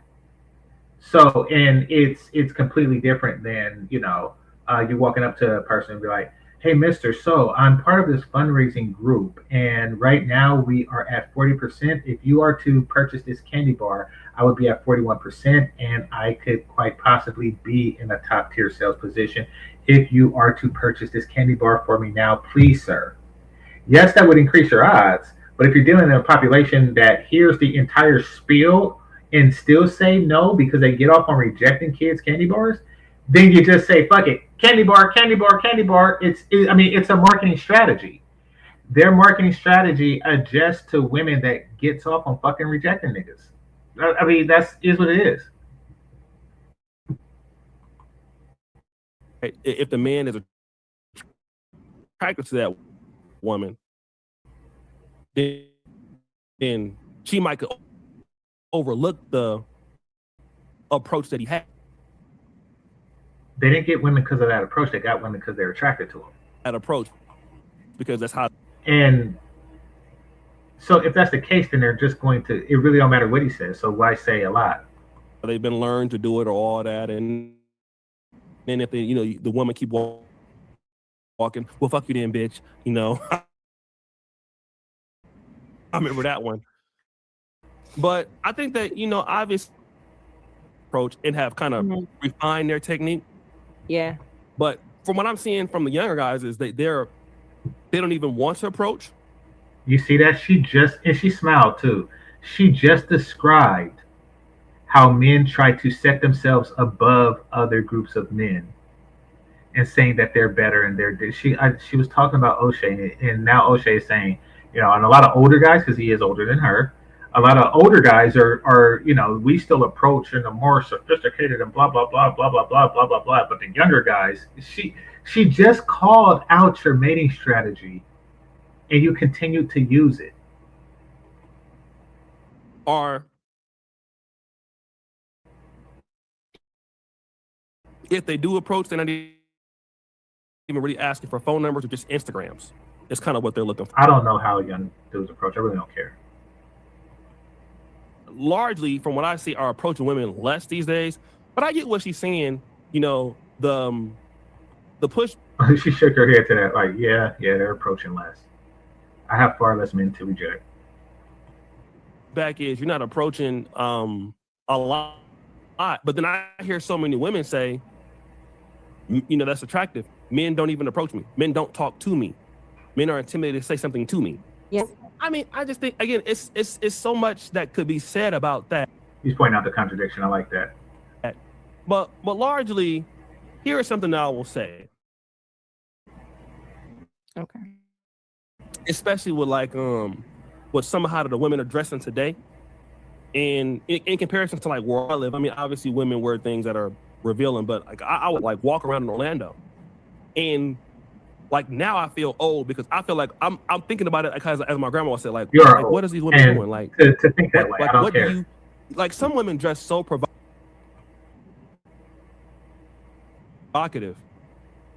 Like if you pull up her comment again. Oh, let me go this guy DJ Torres does not like me, brother. I'm trying to get my thoughts together, family. Do you want to come on the interview? He's saying nothing, basically. You want to take calls in a second? No. Let me just pull up the thing. I'm trying to get my thoughts together. Oh. So if you pull up that comment, if you dress a certain way as a woman, you're going. Oh shit. Yeah, people pull in. Look. And there's some dead giveaways for how women could get this kind of here. True. That's what I think. So okay, let's see. YouTube influence right there. This is the man right here who got me straight. So when I was on my journey. Oh no, he's on the same shoe as O'Shea, George Macon. So gonna ignore that one.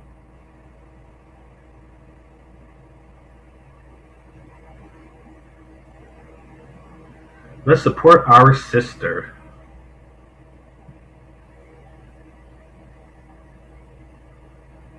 No response to that. All right, let's see. Like, hey, well, it's all negative, and it's not positive. As you can see on the internet, how many positive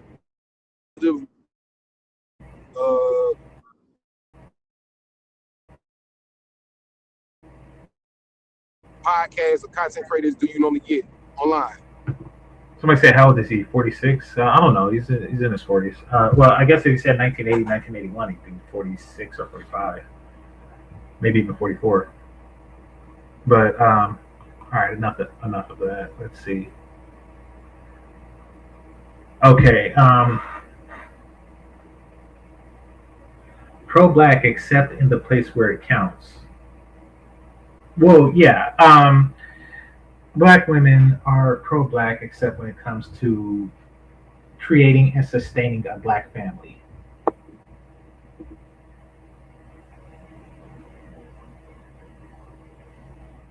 And that's it.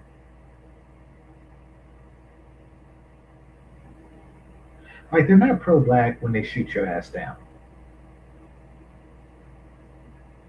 They're not pro-black when they divorce your ass. They're not pro-black when they try to make sure that you don't get any custody of the kids, that they get full custody and you don't get any custody. They're not pro, and this is something that they do commonly.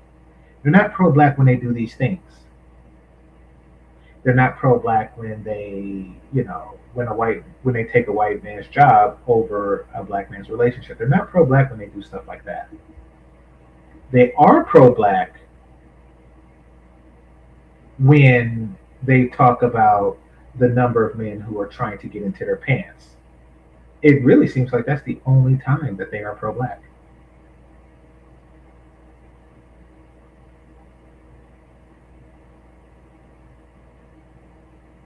The only time that they're pro-black is when they're trying to get black men to approach them. When that dopamine rush that they get from shooting niggas down is low, that's when they come pro-black. That's when they become pro-black.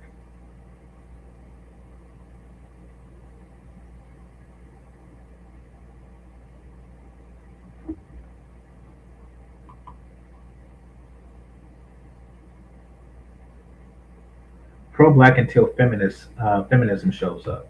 Yeah. Yeah, exactly.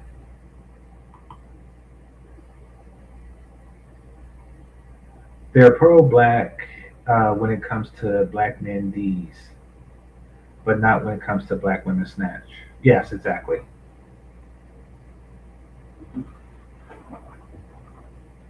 Because that's when community and generational wealth, that's when that bullshit talk comes into play.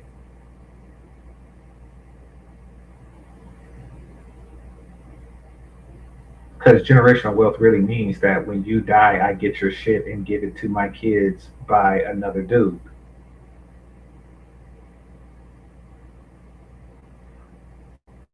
Generational wealth doesn't mean like, you're 21, he's 24, y'all get together and get married, and then y'all have kids and grandkids and great grandkids by the time that you die, and then he passes down the house that y'all spent, that y'all spent 30 years paying off as a two-income family. That's not generational wealth. No, generational wealth is when you marry his ass at 60 so you can get all this shit before he dies. And you're mad when a white woman does that. This shit's bonkers.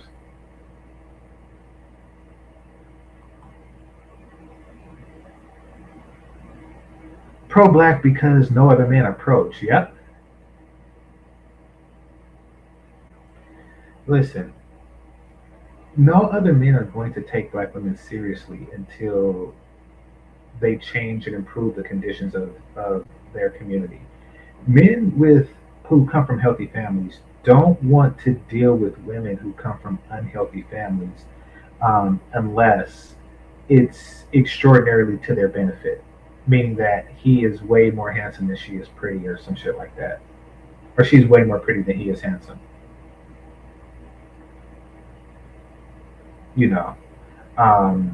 He can't find a woman of his own race in similar conditions. And it goes both ways. Like, I mean, unhealthy family structures is a big turnoff. Like, I mean, your family is part of your allure. It's part of your. It's a bonus when women see a guy, and they it starts to take seriously. She's like, okay, I'm going to increase my social circle. I'm going to get 2 new sisters.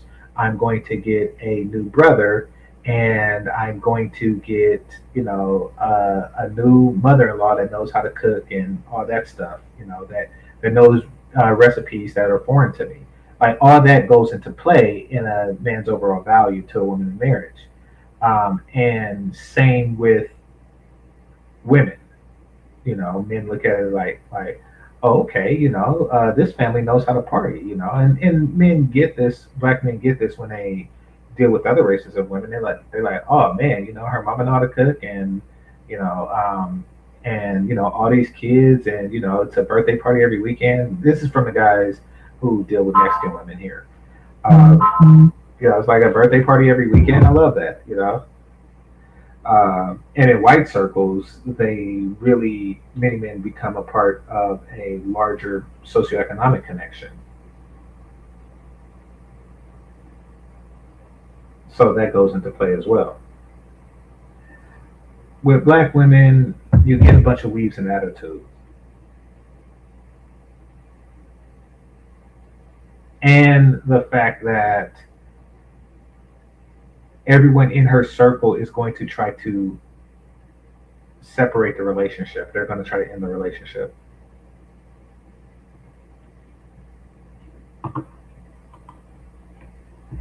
Loser Bride deal with black women because they have no other choice. They don't want black women. They just have no choice. Bottom feeders. Well, I'm not going to necessarily call them losers. I am going to say that they are getting the passport bro deal domestically. And I don't fault them for that.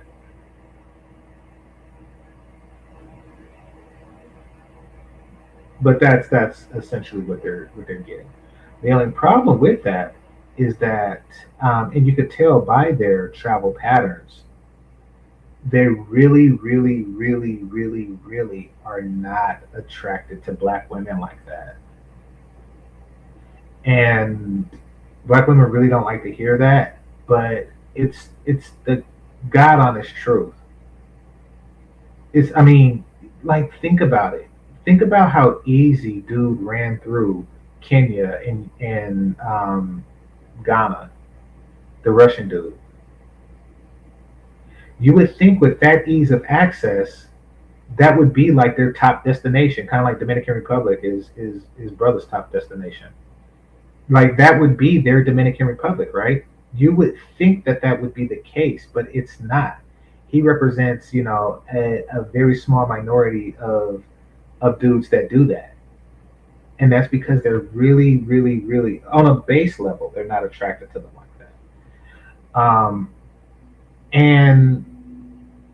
And then there comes on a physical level, they're not really attracted to them like that, and then they're not compensated by personalities and stuff like that. Like, I'm not attracted to Asian women on a base level, but they make up for it in personality and functionality. I know they have shown a history of competence in child rearing and family, and family building. They have shown extraordinary competence in that, especially if she herself comes from an intact family. So they lose on every point.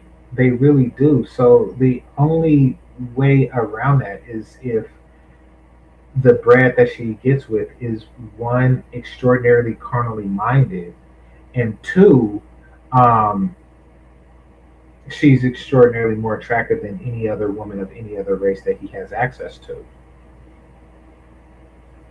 Those are the major caveats. And sometimes she just has more money than him and he's broke. That's another major caveat. But it's typically a relationship that it benefits him way more than it benefits her. And the benefits now, and it's also typically with older guys, and there's a reason for that. And the reason for that is they don't want to breed with him.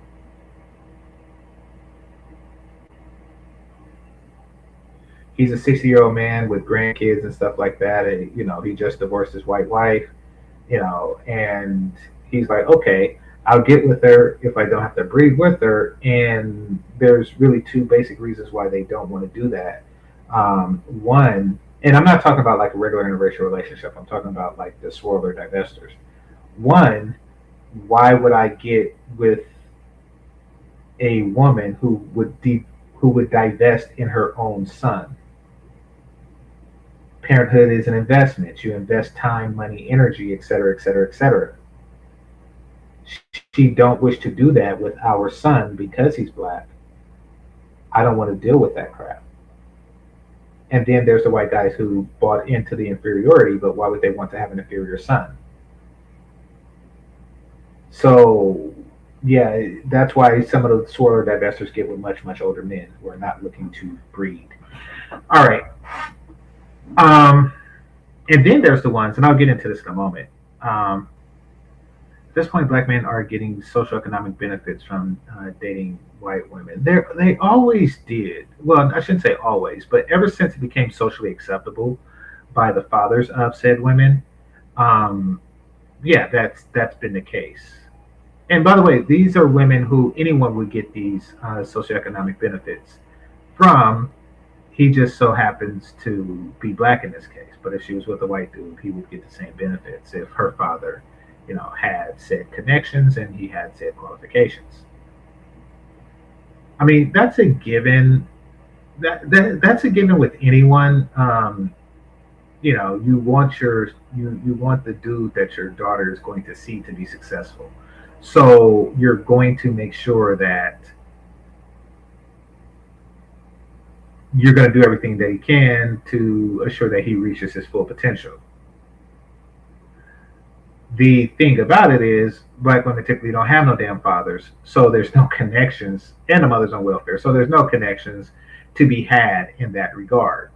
Like, there's no connections. There's nothing there. Like even like a Latino who came to this country and started off picking oranges or something like that, and then after a while he started mowing lawns, and then he developed his own clientele and started his own lawn mowing business, all during the 18 years while his daughter is being raised. By the time she's an adult, he has a successful landscaping business, and you're a young man without a job, then he's going to put you on to his landscaping business. And there's a lot of money in that. People pay like $70, a lawn, which is, which could be like, depending on the cut and everything and the cost of doing it, but that could be like $70 an hour, or at least 50, if you have steady clientele.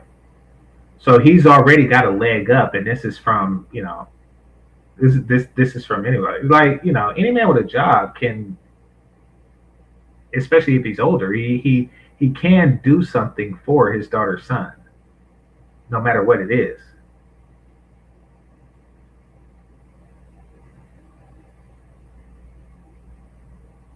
They don't have no damn fathers because their foremothers decided to try to do it themselves.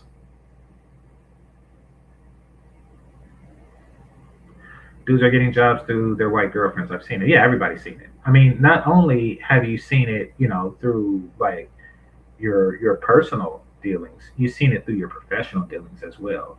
I mean, you may have come to a point in life in your career where you found yourself working with or for someone like that.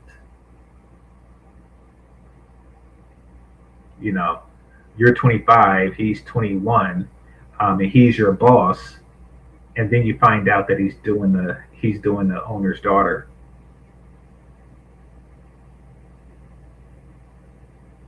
And do I blame him? No. Okay, another example. Like I say, I'm a fan of the show The Wire. There was a dude there by the name of Prez Belusky. Prez Belusky was not very competent at police work.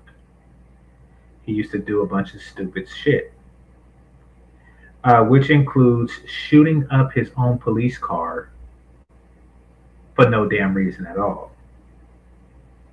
And then he half blinded a young black man just because he does stupid shit. And then when he killed a black officer, then they finally let him go. Now, why was he able to get away with so much stuff? Well, apparently, one of the majors in the Southwestern District was his father in law. So that took him a very, very, very long way.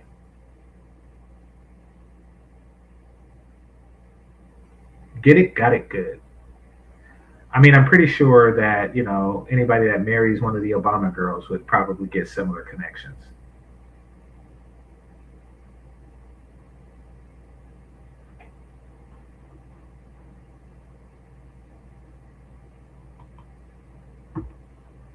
A lot of owners with daughters get smashed by black dudes. I mean, listen, you're gonna see it just from your friend circle, um, like AGC. I was messing with this girl. Her father told me about this job that blah blah blah blah blah blah. You're going to see that, especially if you're young. Um, you're going to see that aspect of it, and then you're on the opposite end. You're going to see once again when you work there.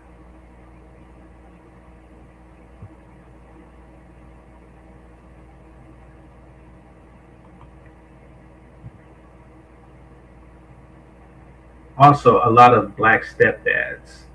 Um, okay, here's the thing. Here's the thing. Jobs through connections is not an advantage that black men have innately. So many of us are unfortunately fatherless or separated from our fathers, and a lot of black fathers have this retarded bootstrap notion.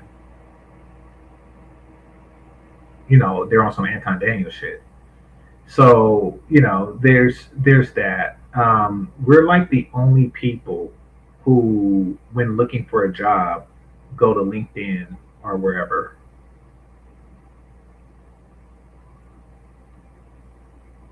Not LinkedIn, Indeed. We're the only ones that go to Indeed. Everybody else can, they have connections through friends, friends of friends, and blah blah blah blah blah blah.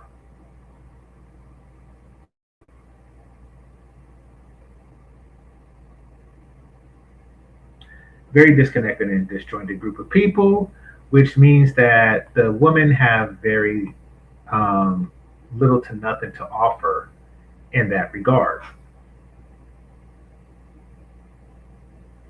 You're not giving this guy any new connections or, anything like that. You're not. Because you have a DEI position that he don't qualify for because he's a white man. So it really ain't shit you can do for him, other than the obvious. So they really wind up with guys who are focused on the obvious, and that's pretty much it. That will only take a relationship so far.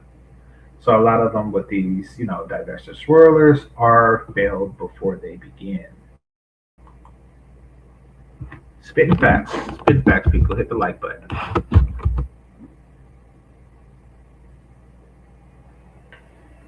But yeah, with that, I think I'm going to close out. So, want to thank the Cash App and Super Chats. Wait, right? Hold on.